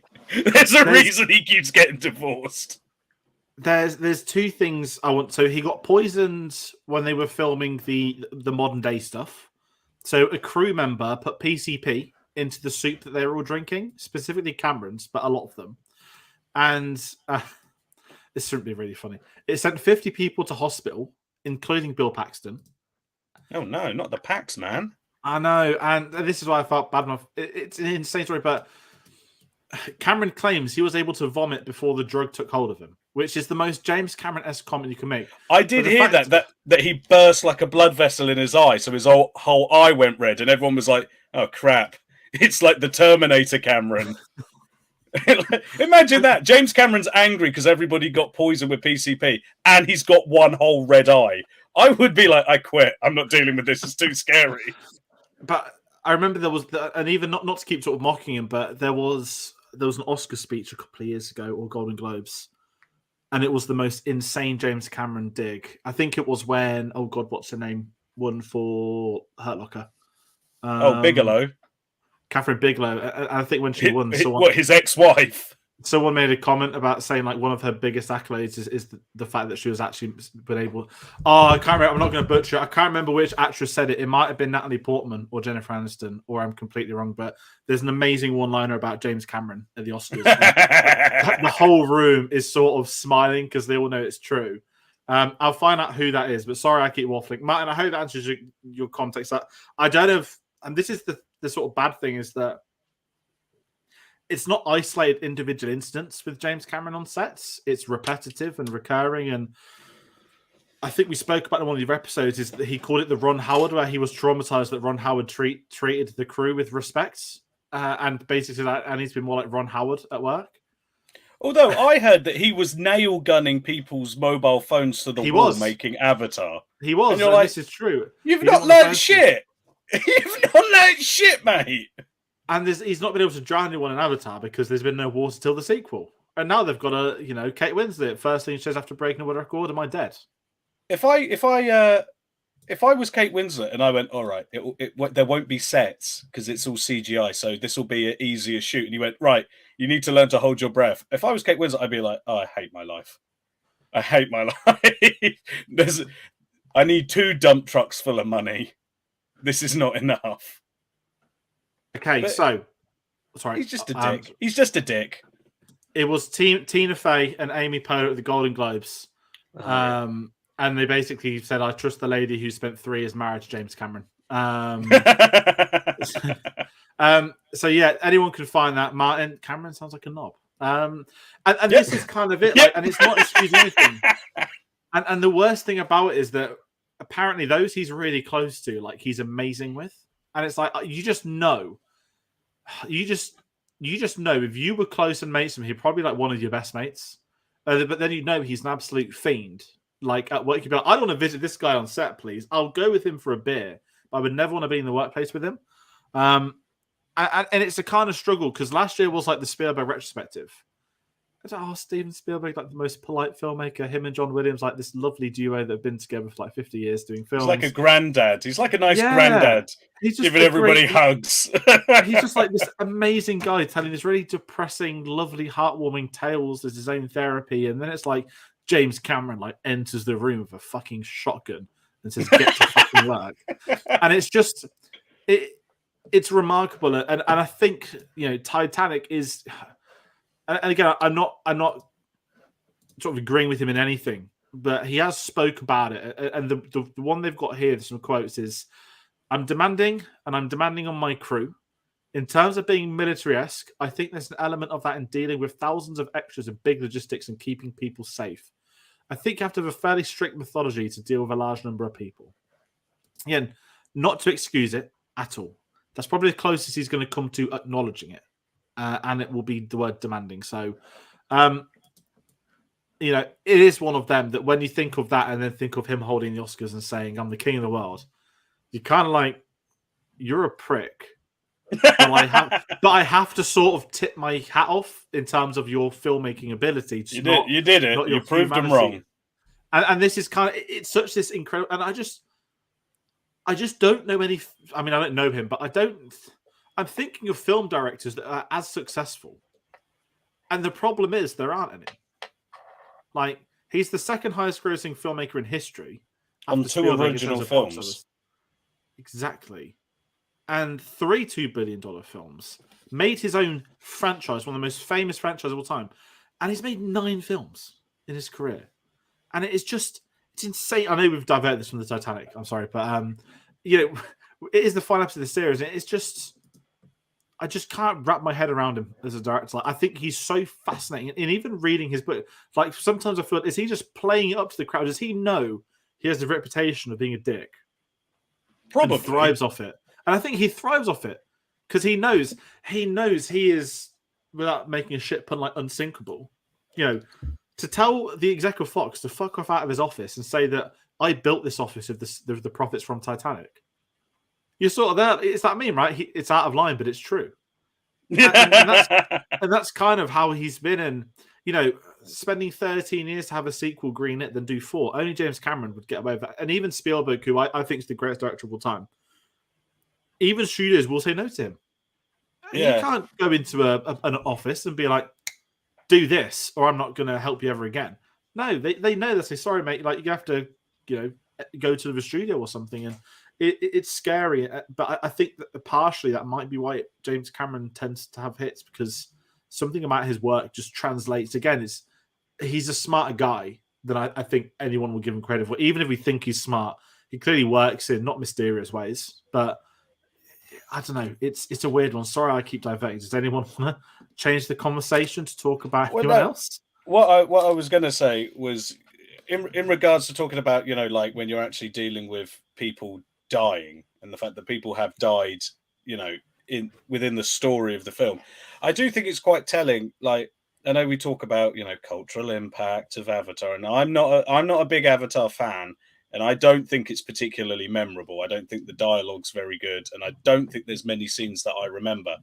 But when people talk about Titanic, they don't act. A lot of the stuff they talk about isn't Jack and Rose stuff. Like they go like, Propeller Man. you know, the mother putting her children to sleep, the old couple holding each other as the water comes in, the band playing as as it begins to sink, and they're still playing the music. Like it's all like those little moments where he's like, all right, we've got this big romance and it's beautiful, and we've got two of the most gorgeous people on the planet, doing stuff, and we got the best visual effects. He was like, but he takes the moment to go, but women and children did die because they were poor, and the staff died because they were just staff, and the old people died because they were old. And he takes moments, like little beats, even like like Andrews stood at the clock just checking his watch, like even the captain. The captain spends his final moments at the bridge as the water bursts in. Like I think that's what he takes a moment for the gravity of the situation, even as he's pouring the syrup on. And I think that's quite telling about him as a person. I think he, and also some of it is quite horrific. Like Lovejoy is an awful human being, but his death is horrible. His death's so kind of gnarly when like the boat like breaks in two, and he's like holding on to the broken wood and he's bleeding, and it's like, oh god, this is so horrible. I mean, he deserves it, but still. I think it's the combination of beauty and horror for me, where there's, like we said, it's the old couple, the Strausses, who are real people. No one knows what their last moments were, but he decided to depict them hugging each other in bed. The captain, people say that he went to the bridge, but we don't know that. But there's a certain beauty of the captain being at the helm of his ship, choosing to be there rather than trying to save himself. But then there's also, it is the horror of a Lovejoy being at the break of the ship. It is people jumping off, hitting the propeller, freezing to death. It does show the reality more than any of the other films before, where the other films may have the odd, the funnel falling on someone that had happened before. I think that's the most horrific a Titanic film would have been before. But then it gets so much worse in this, because it's not just the gradual, it's just slowly slipping under the water and people are just screaming there, which is bad enough anyway. But to see all this happen, people drop in, hundreds of feet. It's when they drop in the water as well, it sounds like bullets, as opposed to it's not like a big splash. It's like whip, whip, whip, whip, whip. And that's what, and also what I quite like is that James Horner's score, superb. But the moment when it breaks, he takes all the music. There's no music. When he takes the music out for certain moments, and it's just the sound of metal groaning under the weight and people screaming, is honestly, there's some of the most, horrifying stuff that you're like, oh yeah, this is the guy that made Terminator. I forgot. I thought we was in a different film, but no, this is Aliens, man. And he's gonna, show you the bit when it starts going down and there, this is where we first met, which I think is a very darkly funny moment. That is still horrible because they are essentially plummeting to their death. It's like, ugh, it's freaky.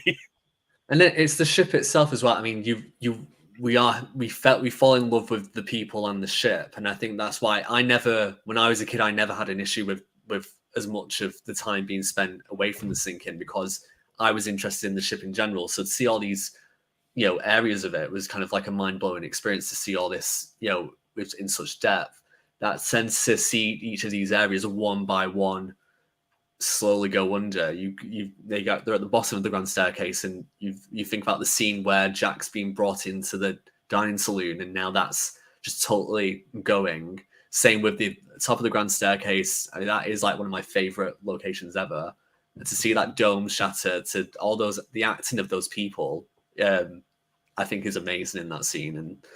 And just those things of even sliding on the deck by having like things in the life jackets and the life belts, which I think is a really clever thing to do in terms of filmmaking. But also, again, it's just awful to see, oh, this is supposed to be the best time of our lives. We're either going on a holiday or we're moving forever, and then they're just doing that, or they're stuck behind gates. All that father and son in the hallway, in the corridors. I mean, it's just awful to think about the amount of people who were either stuck in the ship or what happened. And that's the horrific part. We only see a fraction of what could have happened as well. He does. I think he knows when not to go too far. Like that bit when they're in the lifeboat and it's just bobbing through just frozen bodies, And again, he's kind of, he takes a moment to be like, these are real people that have now died. They didn't get the same chance that everyone on that boat got, which makes Billy Zane's character just the worst. Yeah. Oh God. And actually, I'm a little upset that he gets killed off screen in after the crash, because I wanted him. He needed a horrible death. I hate that guy so much. I love Billy Zane. I hate Cal Hockley. He's a bastard. That's the thing, though, isn't it? That we know he's so awful. We know, and not to get it political, but we know COVID, for example, right?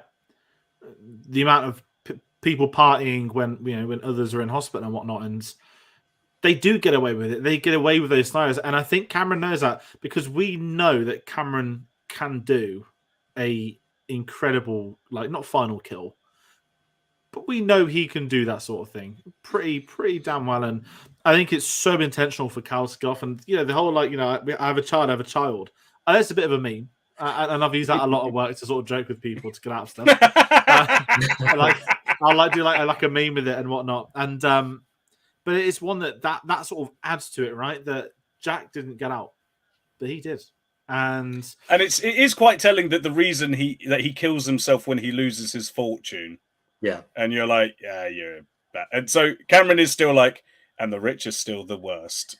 But it's fitting. It's fitting for that character, and you kind of give yourself a bit of a hey when you hear that happens, and you kind of want to cheer for her. I'm satisfied by watching Lovejoy holding on for being like, oh, you're like, yeah, off you go.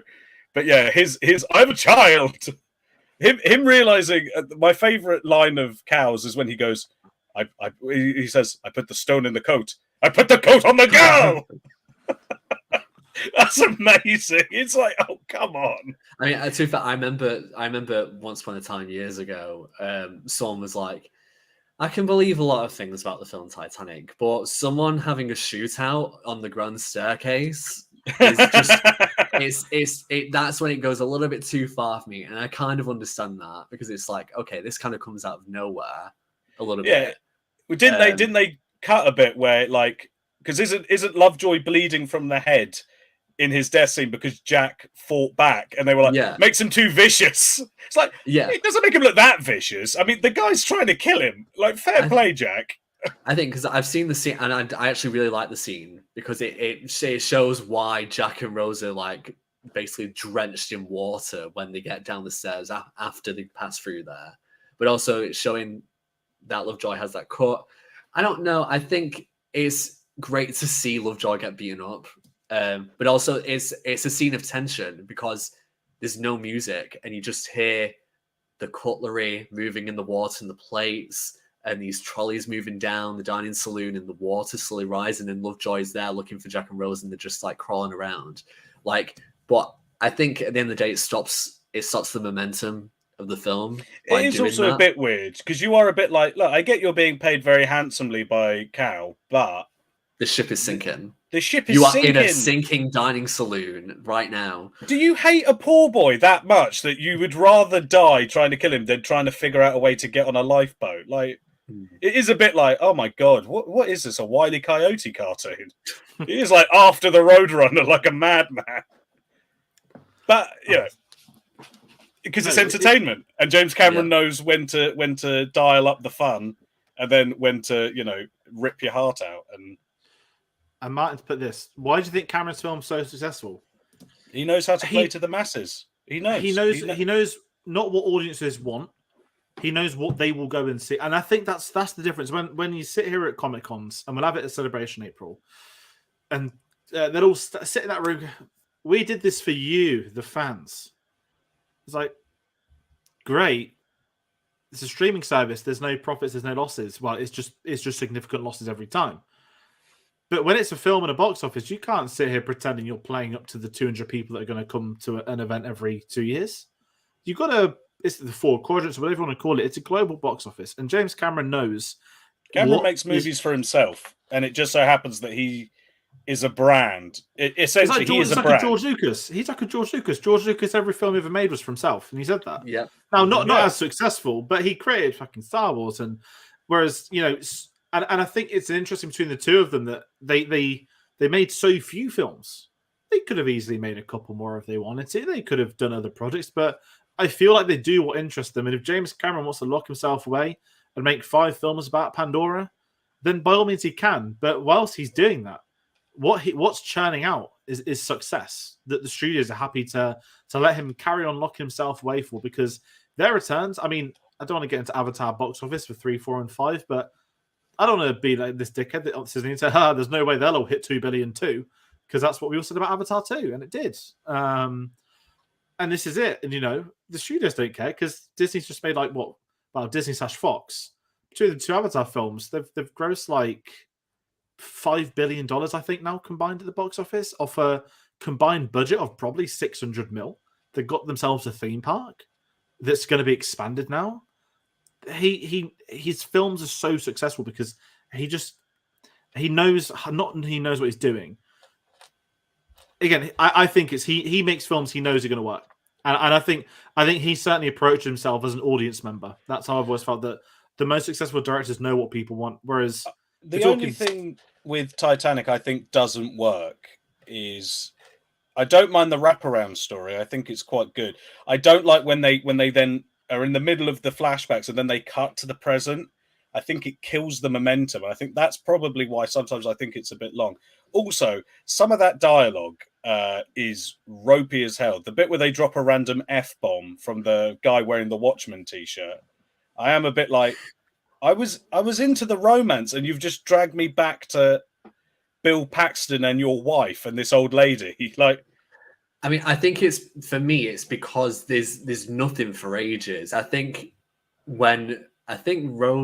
she says nothing out there but ocean, and then there's the King of the World scene, and then there's nothing else until that was the last time Titanic saw daylight or sunlight, and then there's the couch scene, and then it's back again to her. So there's 2 back to the present scenes within the space of 15 minutes of each other, when they'd been almost an hour or whatever without one. Yeah, whereas I think it would have been more effective if it was just the beginning and the end was with old Rose.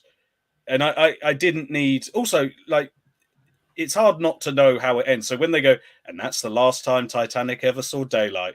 Well, I already know that. Like, I do know that. It's very hard to exist and to go into Titanic, the film, even in 97, not knowing that it's going to sink. I just think that fat guy... when he's like, he's got the fucking jewel in his hand. It's like, oh, for God's sake. He's like...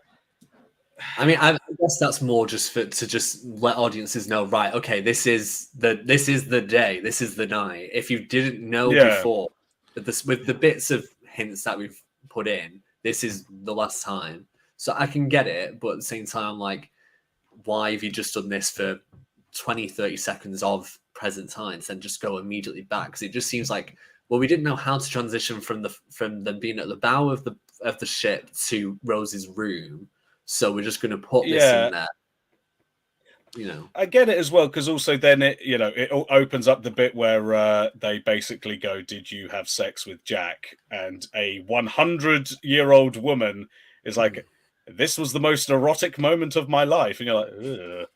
But I love all their faces when they're just like they're just staring at this guy like, oh, what? Also, that's your grandma. Stop being excited by her sex complaints with someone who's not your granddad. So these random people just staring at this 100-year-old. I get it as well, because it sets up that all they care about is the heart of the ocean jewel, and that's all that Brock and his crew care about. And that by the end, when she's telling, nobody knew he existed, and they're all sobbing, and you are a bit like, that must have been very moving. That ending does get me. I mean, I have to admit, like that is machine gun tool to elicit tears. I think as well, for someone that hasn't rewatched it, the modern day stuff, right? Is that not just the backdrop for him to be like, yes, I got to go deep exploring with cameras, and now I've got to write it in. It is, but I think again, I need to compare to the previous films. The previous films were always right. We're going to be in 1912. We're going to have 20 minutes, half an hour before the iceberg, and then everything else is just that. I think it would have been weird to have the film as is without those, and I think it adds for a more interesting story by having that. And I think especially because, again, with post the wreck being found, having all those survivors interviews, you kind of can get a good sense of what a generic survivor could have been. Sorry, go on, Paul. Oh, no, I was going to say, I think Cameron said as well that he wanted Rose as a 101-year-old to sort of connect, the story to the present, to kind of say, like, it's not that long ago. Like, it's fairly recent history. It's still, it was still within that century, which, is kind of mind-boggling. There were survivors still, and I think it plays into his have respect for the thing. Brock represents possibly people like me that are going I want to see people die on a boat, and he's kind of there being like, have some respect, these are real people that died. So it does make sense. It is just that it occasionally takes me out of the romance and all that sort of stuff, but it does lead to, well, it nearly led to an action sequence at the end, which was bizarre. I don't know if either of you seen, Brock Lovett trying to like wrestle the thing out of the old lady's hands, and it's like it would have taken the meaning of it away completely if that had happened. I know he still learns to kind of like live with it, but then the Boudin character is still like, "What the hell, lady?" And it's just like. And then they're all laughing, and it's just like it doesn't work as well as the ending that they chose. It works better with just her dropping it, Yeah, that's her moment anyway. Like it's like she's finally told people about Jack, and her line, "He exists now only in my memories." Well, not anymore, because your granddaughter knows, and Brock Lovett knows, and the whole crew knows. So actually, he exists in their memories now, and she can, she can die in her sleep. And she does die, guys. She does die. I have always been on that. I've always said that. And this is why. If you've got the DVD and you look at the scene chapter names, when he says you're going to survive and you're going to be an old lady in your bed, that scene chapter is called A Promise. If you look at the last chapter of the film, it's called A Promise Kept. She's an old lady and she dies in her bed. And also, when she's on the Titanic at the end, and it does the whole thing, every single person in that staircase, they're only people that died on the Titanic. Mm-hmm. There's nobody who survived. So Molly Brown isn't there, but Andrews is there. All the crew, they're all people who died. She dies and her heaven is Titanic. And that is beautiful. And her heart will go on. Should have ended the review on that. it's going to be hard. Loop it. And when James Cameron dies, he will be greeted onto the Titanic. He will be Rose. He's gonna end up having like 10 different. No, he'll go to Pandora. He's not going on the Titanic. He's going to his dreams, but he's going to be if he's dying, he's being lowered into molten lead, and as he does, he'll just go. He'll say the script. He'll say, "I'll be back," and we'll all go, "No." No, he'll say the script for True Lies 2 is, and then. But no, listen, it's been amazing listening to a lot of that. What I'm going to need to do, because we've almost hit 2 hours, we've spoke about the soundtrack a bit, but we want to get into that a little bit more because we know this is one of the most famous soundtracks ever done. If I'm being honest, James Horner at his absolute best, reuniting with James Cameron. Didn't think he terrible would. Experience on Aliens, yeah. I mean, if you're a composer, right, and you had this guy that you've had a big issue with, you fell out with him, it didn't work. The film you did with him was a massive success. His films after has been very successful. And then you're approached about doing a new take on the Titanic. As a composer, I mean, I'm not musically minded. You would take that and think, and the difference here is he actually had time, unlike Aliens. I think you probably would want to do it, right? When you hear like composers speak, sort of Williams and Zimmer for me, the big two. You know, John Williams is 91. He's saying he's retired and saying he's not retired in the last few months. And he's started like, I still really want to do James Bond though. So to hear that John Williams is 91. And then you got Hans Zimmer, who's like, June's like my dream project. It's really interesting with composers how they want to choose to be attached to certain projects. Even Ludwig Göransson, who rejected Mandalorian season 3 after doing the first 2 amazing seasons for a score, because he's focusing on Nolan's big bombastic, let's drop the nuke, which of course you'd want to score. So yeah, I'm really not surprised that James Horner, because I don't think their fallout was as bad as some of Cameron's other ones. I think theirs was more of a logistics issue than a direct. I know he butchered the score and edited it a bit, but also Horner said that he didn't think Cameron would want to work with him again.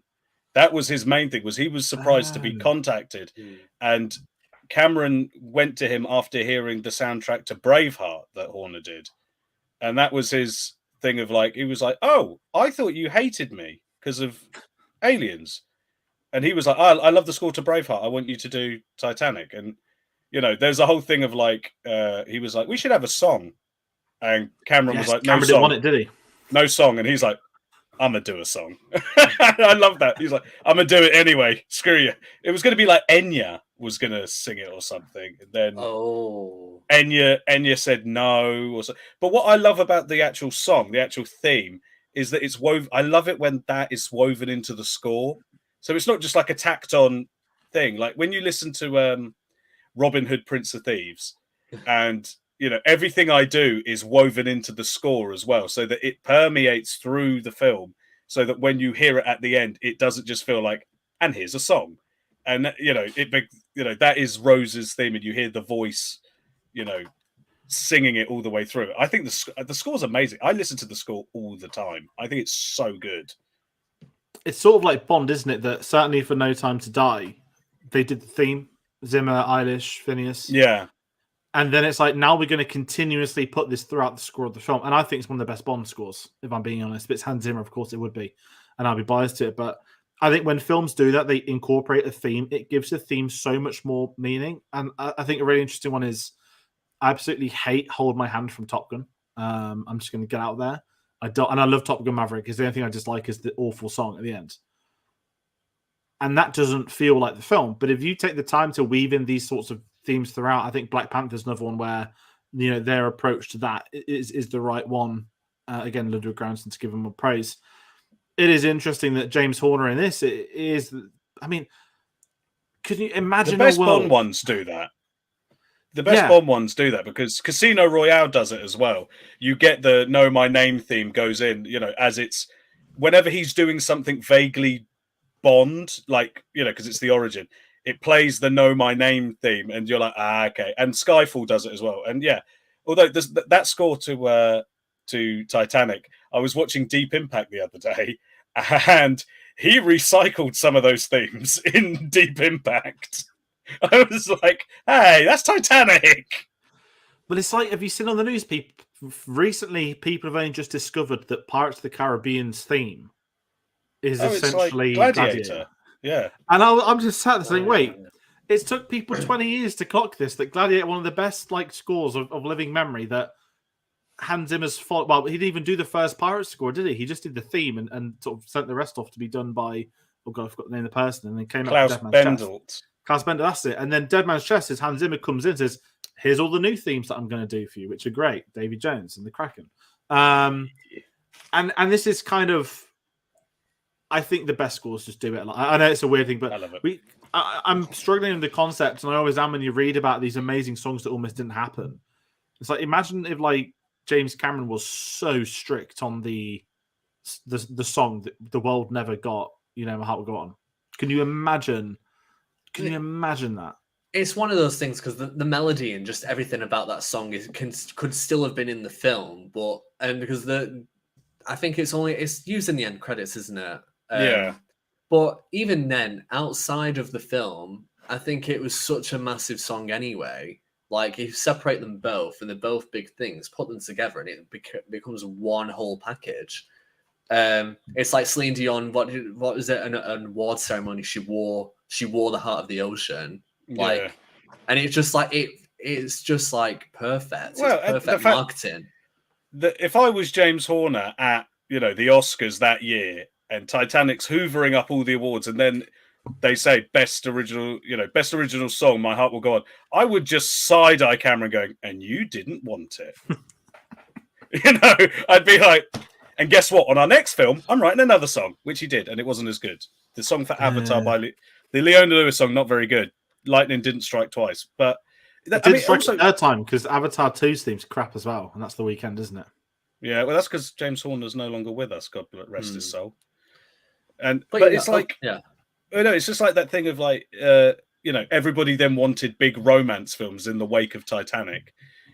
We got the big hit. A bit, and with it as well was we got to have a song. So Con Air had a song, and Pearl Harbor had a song, and all the other ones, all those big movies. Like, you got to have a love song though. Got to get a good love song in there, and it's like, yeah, but like it worked because it was like a good song. Like, although How Do I Live, great song, Yeah. Well, I mean, it'd been like standard practice, though. Yeah, that's like it'd been like kind of standard practice to have a song, especially when it's a film that has romance elements in it. So like, Love Is All Around, Take My Breath Away.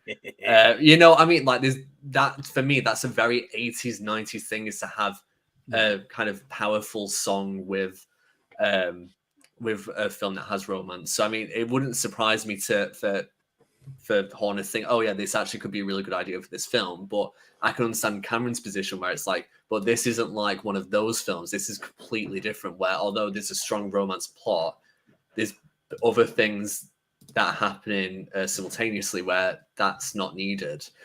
But it was for the best for everyone, apart from the people who hate Celine Dion and hate the song. So, but those people aren't worth talking to because no, they're not. No. It's amazing. It's an amazing, and also it's good marketing. Like, the music video is her singing, and then clips of the film, and it's like, whenever I see that music video on like music channels, I'm like, oh man, I should really revisit Titanic. I'm always a bit like, I gotta revisit that sometime. But clearly she went to the French and Saunders set when they did their Titanic spoof and just stood on the front of it. It's amazing. It's a beautiful song, and I think it works as well. It's an operatic song for an operatic film. Like the film is not subtle in that it is a great big old-fashioned Hollywood romance film. So I think it works so well. No, I'm with you both on that. So moving on from the score, we're going to talk about the legacy of the film. There's countless articles, reports, everything in history. So we're not going to do a week-by-week box office thing we normally would. However, I'm just going to kick something. We've got this great comment come through from Reborn and Kenji. I love the fact there are 3 guys talking about Titanic. Don't know how the film is the States. In Germany, guys hate that because it's too romantic. Well, Titanic is too romantic. Wait for it. No, hold on. The most successful films by admissions in the history of German cinema. Number 1, The Jungle Book, 27 million. 2, Titanic, 18 million. Conversation over. So I love romance. I'm a big romantic at heart. I love a romance film. I know, same. I'm going to talk box office first, because at the start of this stream, this was the 4th highest grossing film in history. It had been overtook last night by Avatar: The Way of Water. The report has come through in the last hour, and the James Cameron chess game really is afloat. Titanic is now outgrossed Avatar: The Way of Water. Titanic sits at a mighty $2 billion, 217 million, and Titanic is 2 billion. Sorry, and Avatar is 2 billion, 213 million. Oof. So, we know Avatar's going to get it, but there's just something incredible about James Cameron currently having the first and second highest grossing films at the box office. One of them is 25 years old. The other one's like I love 10-month-olds. Endgame, but there's a small part of me that hopes that Avatar 2 and Titanic usurp it, and he's got 1, 2, and 3. And I just hope that if he does do that, he posts a picture of himself with the Infinity Gauntlet. Like when Thanos gets them all, and he's like, ah! I hope that he does that, and he snaps his fingers, and there's 20 Avatar films. It's one of them where it's insane. It's insane. Like, without slandering Marvel, this is where I'm going to and for Marvel to spend 10 years building a universe, to have 25 films, 3 films a year at latter points, to connect it, to have the whole world waiting a year for a cliffhanger.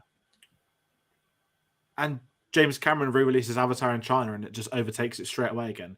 But the fact of the matter is that a film with 25 behind it, building to for 10 years, is still, you just assume the brand, right? It's an original film, Avatar, but you'd assume that Endgame would still conquer it, but it never is. And there's something incredible about his box office. And the big thing for me is Titanic stands out that there can't be a sequel. I know there was always Titanic 2 jokes, wasn't there, of that terrible horror film or something, but it astounds that fake me trailer is one of my favorite fake trailers for Titanic 2: The Surface.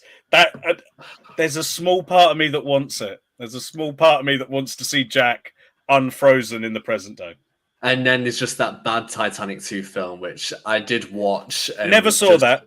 Had no desire to watch it. Some hilariously bad moments. The worst screaming no since Darth Vader in Return of the Jedi re-release. Like, my God. But I was going to just say about the box office. I mean, for me, again, as a kid, I just knew Titanic as the biggest film of all time, was kind of what I thought it was. And part of that was because it dominated the box office.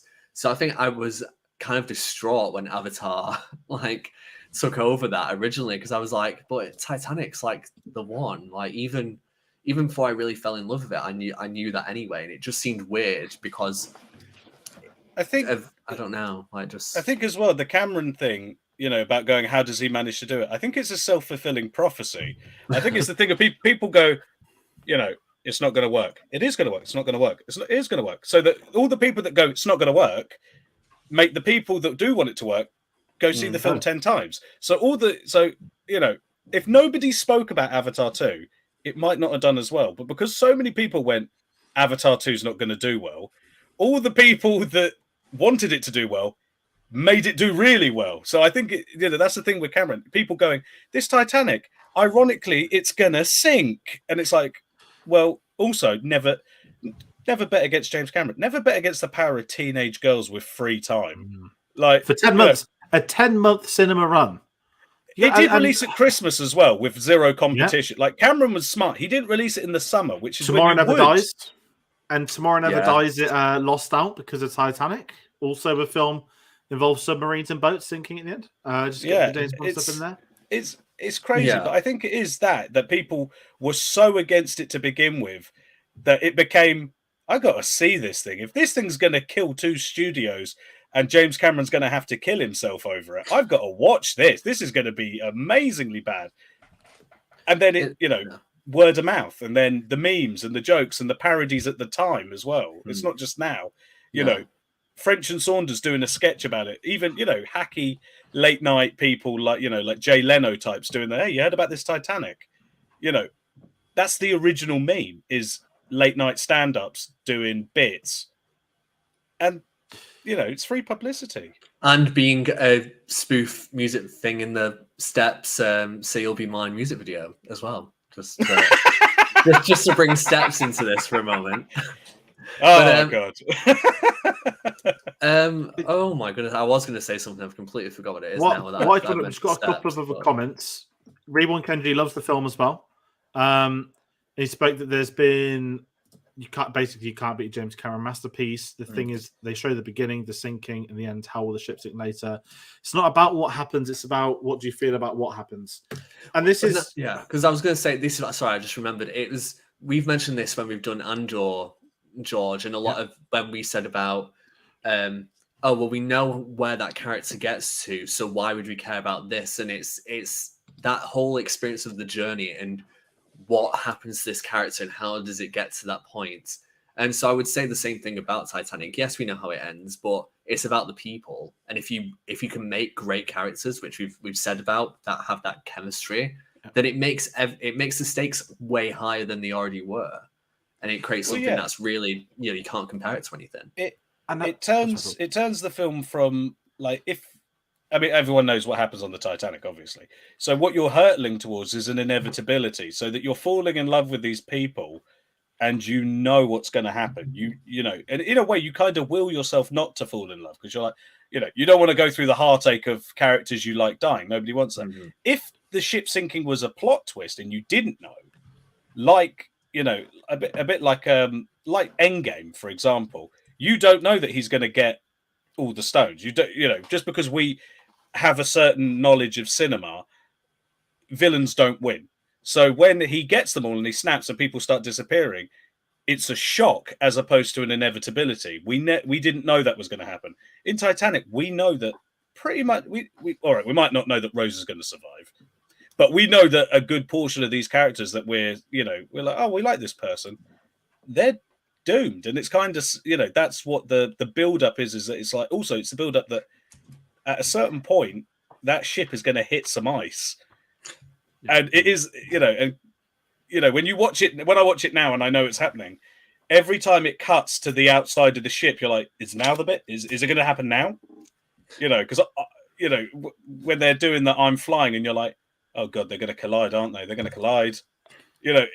So it's an inevitability. And I think the film plays on that by setting up lots of characters you love to go, there's a big iceberg coming. No, it's a really good point. And I think with Titanic as well, through the Oscars, through Valentine's, it built momentum weekly and weekly and weekly. But this is where, like, not Avatar's going to lose out because it's still doing well. But the conversation is, if I'm right in saying, I think Titanic's most successful weekend ever at the box office was either Valentine's or the Oscars, or it might have been both of those as the top two, which says all that word of mouth is strong. And you've got to think, 97, we don't have social media. It was newspapers, it was TV, it was interviews. I mean, I'm pretty sure there was a term for, like, everyone being in love with Leonardo DiCaprio. As it was probably like something mania, as they always add on those sorts of things. But it's one that it works because people are going to watch it. A film about the Titanic, people will watch it regardless of whether people will go for the romance, people go for the shipbreaking in half. They might go for both, but that's going to appeal to people somewhere of all demographics as well. Everyone would be curious because the Titanic is this myth. It's kind of, obviously it's not a myth, we sort of said earlier, but I think as well what kind of works in line of it is that it's modern to a point, or in the scale of history, Titanic is modern history. And I think there are attachments there that certainly in 97, I don't want to say it's a generational thing, but people will have relatives who can remember it on the news or whatnot, or, they might have seen every year articles, or as we said at the beginning, when the wreckage was found, it's always been in the sort of limelight. And the film is kind of not a cap on it by any stretch of the imagination, but the film was this accumulation of everything what happened at the turn of the century as well. One of the biggest events of that 20th century could be deemed, the Titanic is not up there, but if you see where I'm coming from, of a scale of historic moments of a century, it's certainly up there. And there's so many reasons why it worked. And ultimately, a lot of it comes down to it being like a film of very, very good quality for all intents and purposes. That you don't have a great romance on a crap-looking shit, do you? It's I think a as romance well that works. that there is and it's still there now, that guys don't like romance films, girls don't like violent films, which is maybe a bit of truth in it, but not a lot of truth. I don't think it's like you don't become the highest grossing film and keep that momentum for 12, 13 years or whatever it was without all genders, seeing it. So I don't think it is just, oh, guys got dragged there by their girlfriends. maybe they say that because there's a toxic masculinity thing to it. But again, Avatar's a fairly violent film. It's a sci-fi film. Oh, girls don't like sci-fi. Well, you don't become the highest grossing film of all time if all genders aren't going. So it has to be a case that there's something appealing to both things. And war films do very well. That's not just middle-aged men going to see them. They've not got that much power at the box office. You need to, they say the biggest demographic is like, was it 16 to 35 boys is like the target demographic or something. That's the most you'll get box office. And it's like, I think deep down people, men, even, particularly manly men, I think deep down they like romance as well. I think everybody secretly does. I don't think it's, as binary as that. And I think that's why it's got the staying power, because I think deep down people do like love stories. Well, there's not one type. There's not one type of romance, not one type of this is a way you do it. Titanic is completely different from like 4 Weddings and a Funeral, or something, or A Love Actually is completely different from both of those. And that's not even to mention people of other genders and sexualities and whatnot, and those stories as well. So, I mean, there's plenty of room for that. But this is like the balance of a historical event with somewhat modern technology to show how that could have gone down.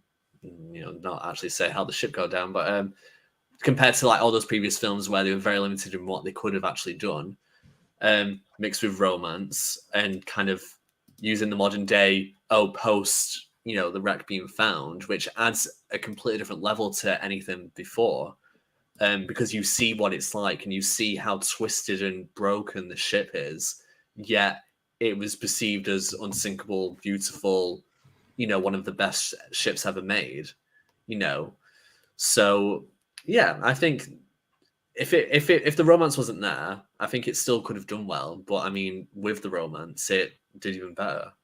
Yeah, story tailored to Hollywood. Yeah, that's how I genuinely feel. Exactly. Even without the romance, and kind of in line of that, if we just take a quick look at its accolades, Oscars, we know this is joint with Ben-Hur and Return of the King, with the record for 11 Oscars on the night. It was nominated for 14. We'll go through everything at one, but this way round, for once, it's going to be quicker to go through what it didn't win. It didn't win Best Actress or Best Supporting Actress for Kate Winslet or Gloria Stewart. I believe the only nomination in history for 2 people playing the same character in the same film. Best Makeup, it didn't win either. It annoys me. Godfather Part 2 should... Oh, no, it wasn't in Part 2. Ignore me. Sorry. But what it did win, Best Visual Effects, Best Sound Effects Editing, Best Sound, Best Original Song, Best Original Dramatic Score, Best Editing, Best Costume Design, Best Cinematography, Best Art Direction, Best Director, and Best Picture. It sweeped it. And there's a reason James Cameron can do his speech, King of the World. The only question we're going to ask all of you, should Leonardo DiCaprio have been nominated for an Oscar for Best Actor? No, but Billy Zane should have been nominated. And I actually fully believe that Kate Winslet actually should have won. Actually, do you know who won that year? So, Best Actress, Helen Hunt. It went to Helen Hunt, As Good as It Gets. And Supporting Actress went to Kim Basinger for LA Confidential. Now, Supporting Actor and Leading Actor, if anyone's curious, I mean, I don't want to do a whole what-if type thing. If they'd have put Leo in for Supporting Actor, which he's not, he's the lead, they might have had a chance of a nomination.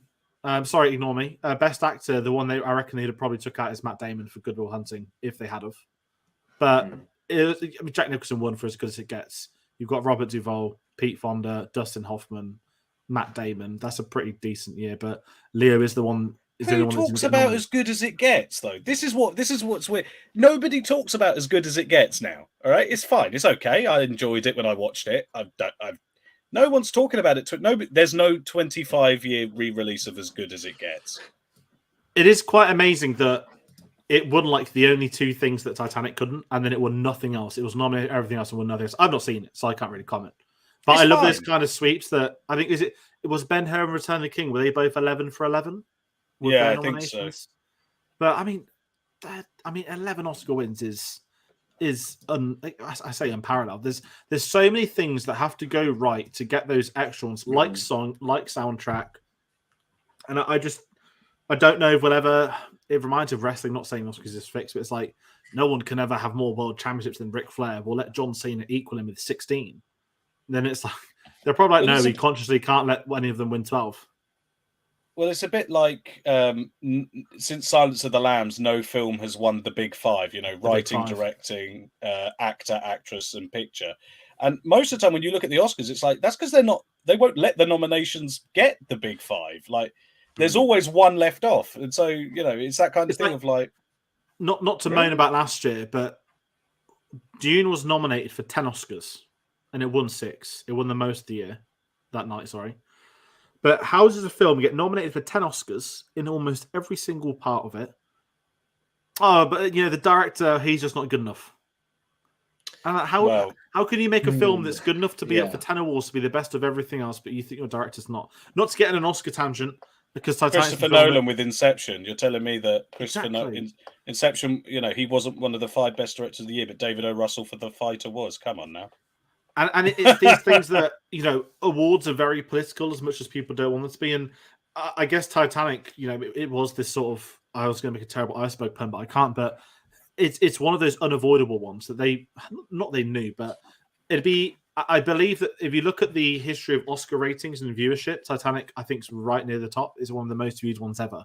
Because it was like there's this mania sweeping the world, this phenomenon, the Titanic. I don't know when it hit the $1 billion mark. That's what I'd be very curious about, because it was, of course, the first $1 billion film at the box office, which is a pretty... I mean, what's pretty insane for me now is I remember, I've always just been a bit of a box office weirdo when I was younger.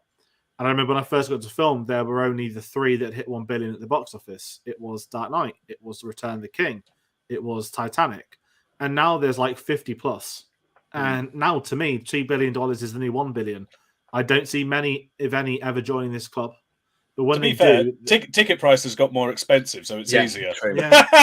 That's why it's so easy to make $1 billion now. It's like, but back in 1997, a cinema ticket was like a £5. Now it's like £20. Come on, of course they're going to make $1 billion.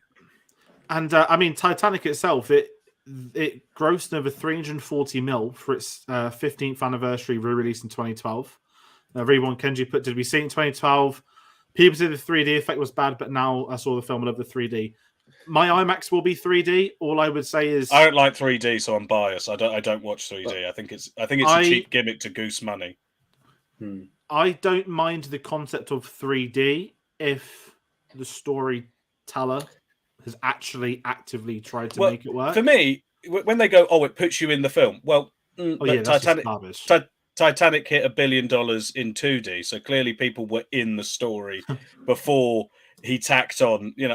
For me, it's a gimmick, and also it's an anti-piracy thing, because you can't pirate a 3D film properly. So I think it's more an economic thing than a creative thing, James.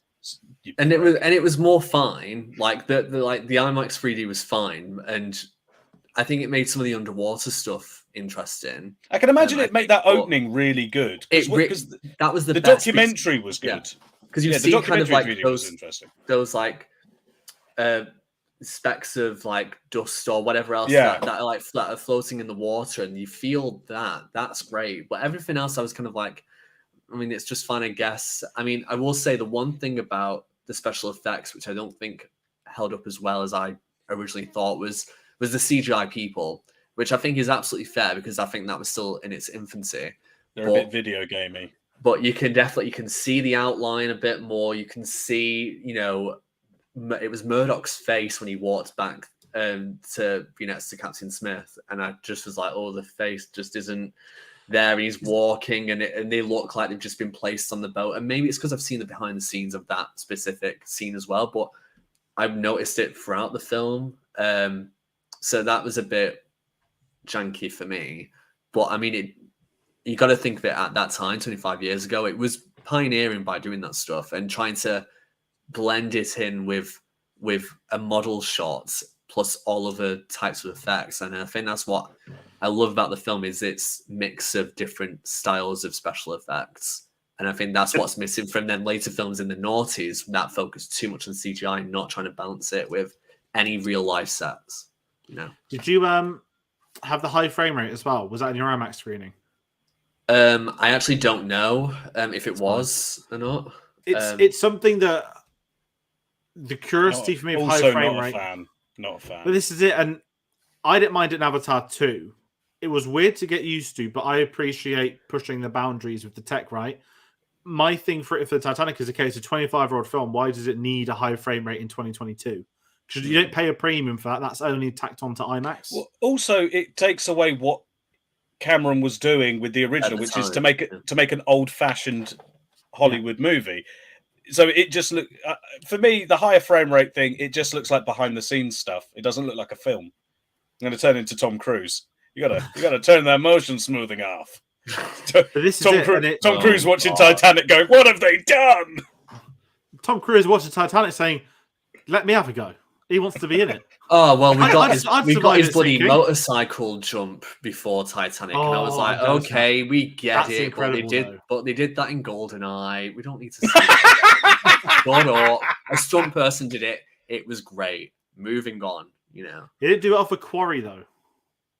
I just don't care enough. A Christopher McQuarrie. Right. But this, wrap it up, George. Do you know what's genius, though, about Mission Impossible, though? They know people are going to watch the film for Tom Cruise to do stunts. They're not going for Mission Impossible. They don't even need to do a trailer. Let's not release a trailer. I'm just here to see a multi-billion-dollar snuff film. I'm waiting for the day that he actually dies making one of these things. He's going to space. He's never coming back. I've made my peace. It'll be like that. Is it Cosmo the dog that they sent to space, or is that Poochie? Can't remember. I just remember there's a dog that was named that got sent to space, wasn't there? Oh, Laika. Laika the dog. My 4-year-old is obsessed with going to space to rescue that dog. Oh. Well, Tom Cruise will be filming there next year. As a time capsule of the time I'm recording this, if you're watching this in the future, Avery, that dog is dead. I'm sorry. That's one way to... Anyway. When he discovers this video in 20 years' time. But let's talk about the last bit. This has been an amazing video so far, but I know how long we've been going on as well, and I'm very cautious. I've had you guys for a couple of hours already. As we always do with the James Cameron Retrospective, we've got to talk about how do we buy this film today, because this is unfortunately an insane question. At the time of this recording, this isn't actually on Disney Plus. They've done what they did for Avatar 1. They took it off Disney Plus so that you have to go to the cinema to watch it. Tactically smart, but frustrating. However, this is available on Blu-ray, unlike True Lies and the Abyss. And this is available on Blu-ray 3D. They did it, obviously, with the re-release in 2012. But this is not out on 4K yet, and we asked it earlier. Did we know about a 4K release?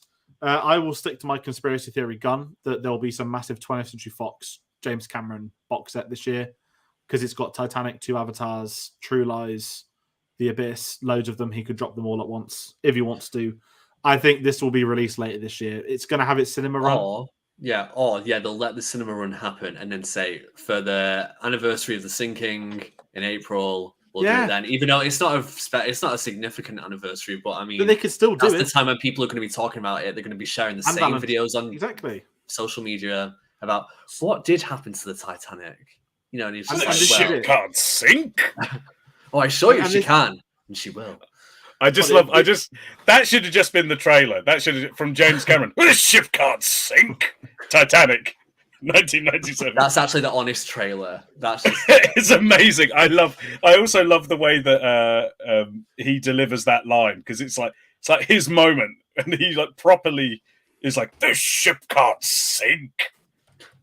It's great. There should have just been a wah wah afterwards. Just if Titanic was today, there'd be Titanic deniers. That'd be like, that boat went off.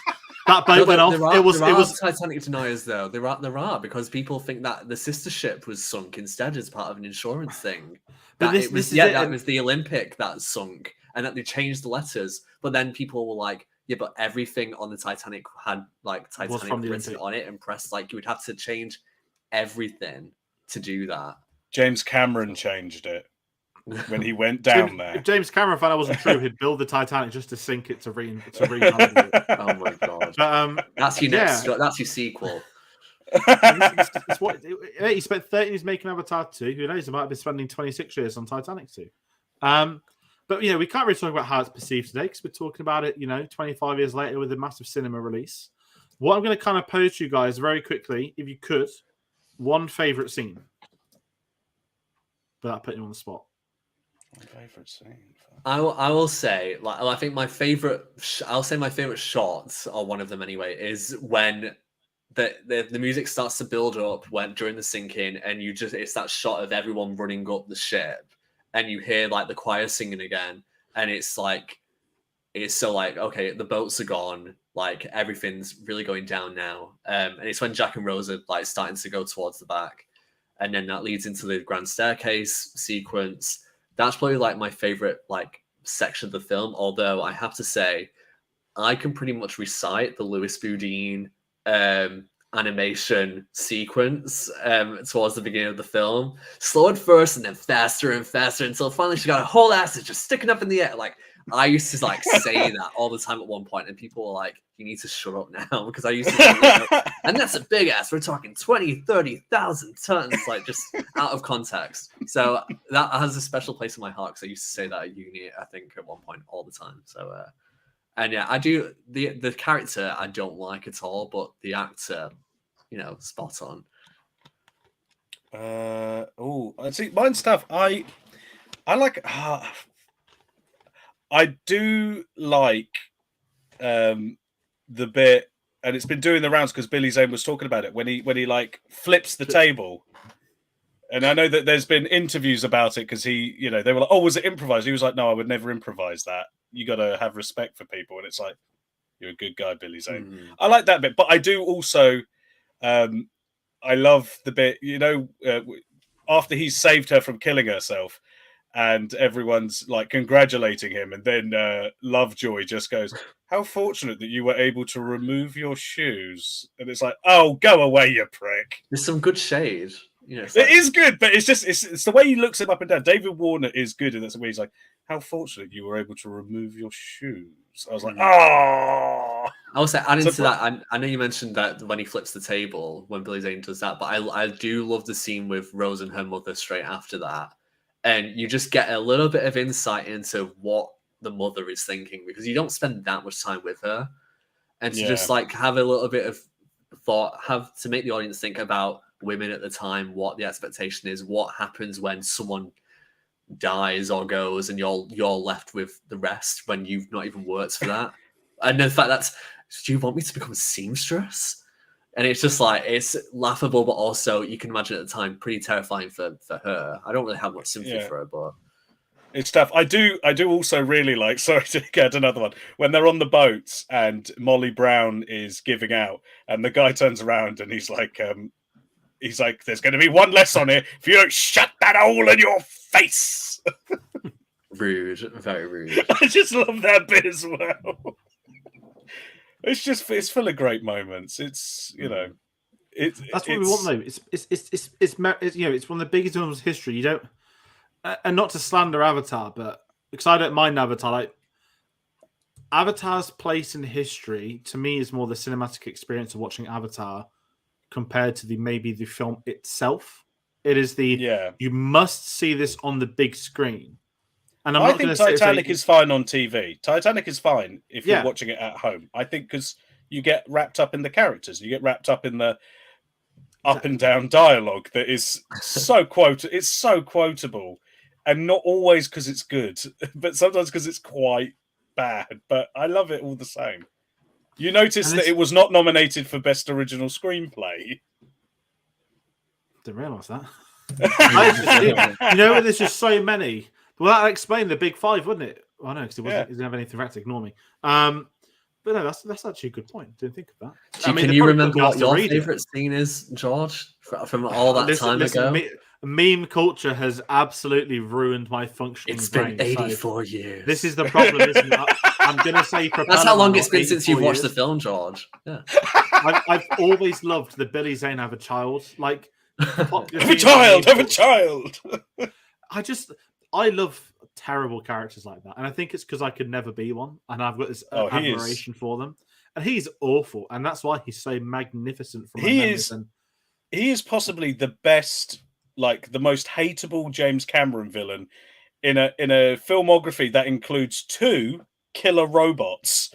That one who tries to kill a child and includes a somehow unkillable army colonel, and he's still the worst villain ever.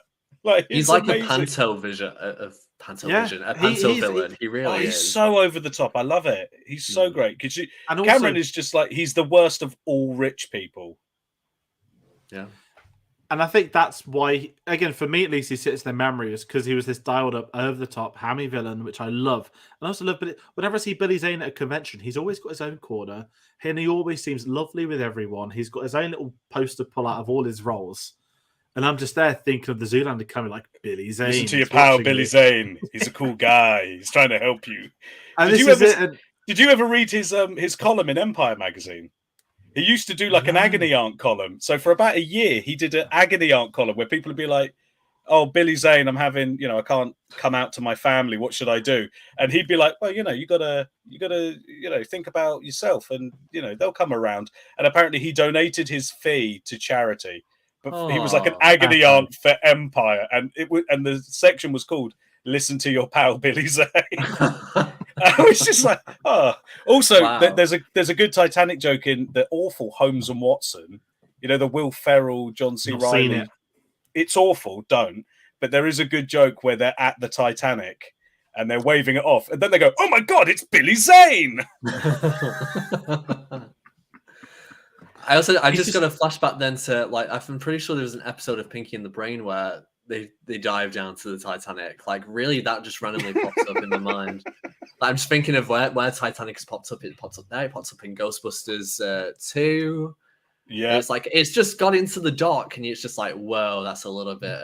I hope Billy Zane gets his Brendan Fraser moment. I hope he gets a good juicy role that reignites his career, because I've not seen him in something big for ages. And he has been on the convention circuit for quite a while. And he's someone you just wouldn't expect to be on the convention circuit. You see him at these cons, and you kind of, like, in a really polite, like, respectful way, like, why is Billy Zane here? In the sense of, like, everyone loves him, he's great. But I think, I don't want to say he's above conventions, that's really unfair.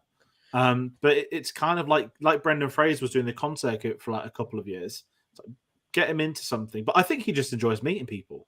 I think he does as well. He seems like a nice guy. That's why that Zoolander thing is so funny, because I love, listen to your pal Billy Zane. He's a cool guy. He's trying to help you. But Billy, if you're watching this, I hope you get a role that reignites your career, because you're a cool guy, and Cinema Savvy love you. I'm going to say it on their behalf. He's amazing. We love him. I've just gone straight to Google, and the first Billy Zane photo is him and Zoolander, as it should be. But great cameos in that film. Great cameos. Yeah, Bauer cameo to me is one of the best ever. One of the best ever. But we've really got to round this out, because this has been an amazing video tonight, and we've almost gone the length of the film, which is quite scary. If we got it to 2 hours 40, I believe. Is it? How long did the Titanic take sink? Was it 2 hours 20 or 2 hours? 2 hours 40 minutes. Right, so we were 6.5 minutes away. So at least we're not going to. We'd be sliding down the deck by now if we weren't. I'd be long gone. I wouldn't have made it to the deck. I'd have been asleep when the water hit. I'd have already stolen a child and claimed it as my own. I did think, I was like, that would have been my best way out. Was like, find someone's tux, go into first class, have a child, get dressed, grab all a child. She has in this world. What's that meme where it's like, move, I'm gay? I might just use that, like, move, I'm gay, to just get onto the boat. Just like, if it was today, I'll try that. I'd say Boris Johnson. I'd just throw him overboard on the spot. That's like brilliant. Like, at least if I go, I've took someone terrible with me. Or you can just float on him. I could just because he'd be trying to torture you. Like, he'd be like drowning. Exactly. And you think, oh, I decided to dip my head in and call it a day as well. But yeah. Last thing, final thoughts from both of you on Titanic to let people know your thoughts on the film. I know we've spoke about it a lot, and there'll be people knowing this, but just final thoughts on the film, seeing it 25 years later, all that sort of stuff. It's one of my favorite films of all time. It's in my top 15 films of all time. I have a really good time with it. It's one that I don't tend to watch as much anymore as I did, because I did used to watch it all the time. But I think that's probably why I made this viewing today really good, because not only was it first time seeing it in a while, but also the first time seeing it on the big screen. I think across the board, maybe script aside, everything to me is kind of top tier, especially just for, if you just think of it for 1997. Just adore it. So many people, cite this film as being one of the greatest films ever made. And I wouldn't even disagree with it at all. Yeah, it's the sort of thing that everyone loved it, then everyone hated it, then everyone loved it, then everyone hated it. And now I think people are just comfortable in their opinions of if they like it or they don't like it. But I think even if people don't like it, you got to admire the balls on Cameron to say, I'm going to do an original historical movie, no sequel, no spin-offs, no tie-in Happy Meal toys, none of that. Just this movie, the absolute stones he must have had. And, we're still talking about it 25 years later. We're not talking about as good as it gets. No. Well, it's great. And the song is amazing. And I think it's one of them films that in another 25 years' time, not saying there'll be another re-release, but it is one of those. Oh, there will be. There'll have been more. There'll have been more. They'd have done way more by then. But it's just a film that sits like, I guess, like I talk the mountain cinema that, you cannot undermine it for what it has done, what its legacy is, what its success. It put two careers of young actors right to the top at very young ages who would probably, I don't want to say destined to go there anyway, but there's a reason they're in this, right? That they were the ones that were cast over other people. And that they would go on to have the careers to not just back up being. You can look at Leo and Kate and say, yeah, they're in the Titanic, but you look at their careers as well and think, bloody hell, the Titanic might be one of their best roles in what is an incredible career that any actor would dream to have a couple of those roles. Mm-hmm. And then you look at his box office and you sit there thinking, everyone but two others would want this at the time of recording. And guess what? The director did one of the other ones, and the other one's a Marvel one. And when it's the only original film, I say original, obviously it's based off real life, but when it's only non-franchise film in the top 50 highest grossing films of all time at the time of recording, that says a lot. And to sit there third, probably fourth tomorrow, you just can't take it away. Then you look at it from a perspective in terms of Oscars, as we do with these retrospectives. It sits at the top. It has conquered all there is to conquer within cinema. And you just have to take your hat off, and you can't. No matter how much of an insane man James Cameron can be, and we know he is, his success of his films does speak about the films he makes and how they do go down with people. And, his attitude, not to end it on a whim like that, but obviously, I think some of it's repaired. I don't want to get that. We did that earlier. It was a great part of the review because we needed to have that conversation, difficult conversation. But it is just, the Titanic is the Titanic, the ship that can't be sunk that sunk. The Hollywood story that never was and eventually was done properly. It is one of them, and I embarrassingly didn't get the chance to rewatch it ahead of this review. So it's been amazing listening to you guys talking about your scenes with it, talking about the behind the scenes is the stuff I did get to read up on. And obviously when I get to watch it later this week, I'll be able to report back. There won't be another review. This is our Titanic review. And this also rounds out the James Cameron Retrospective, a series that's been going since the new year, which you two have been on a few entries as well, which I appreciate as always taking time out to be with us. We've, of course, done the Avatars last year. We did the Steven Spielberg retrospective last year.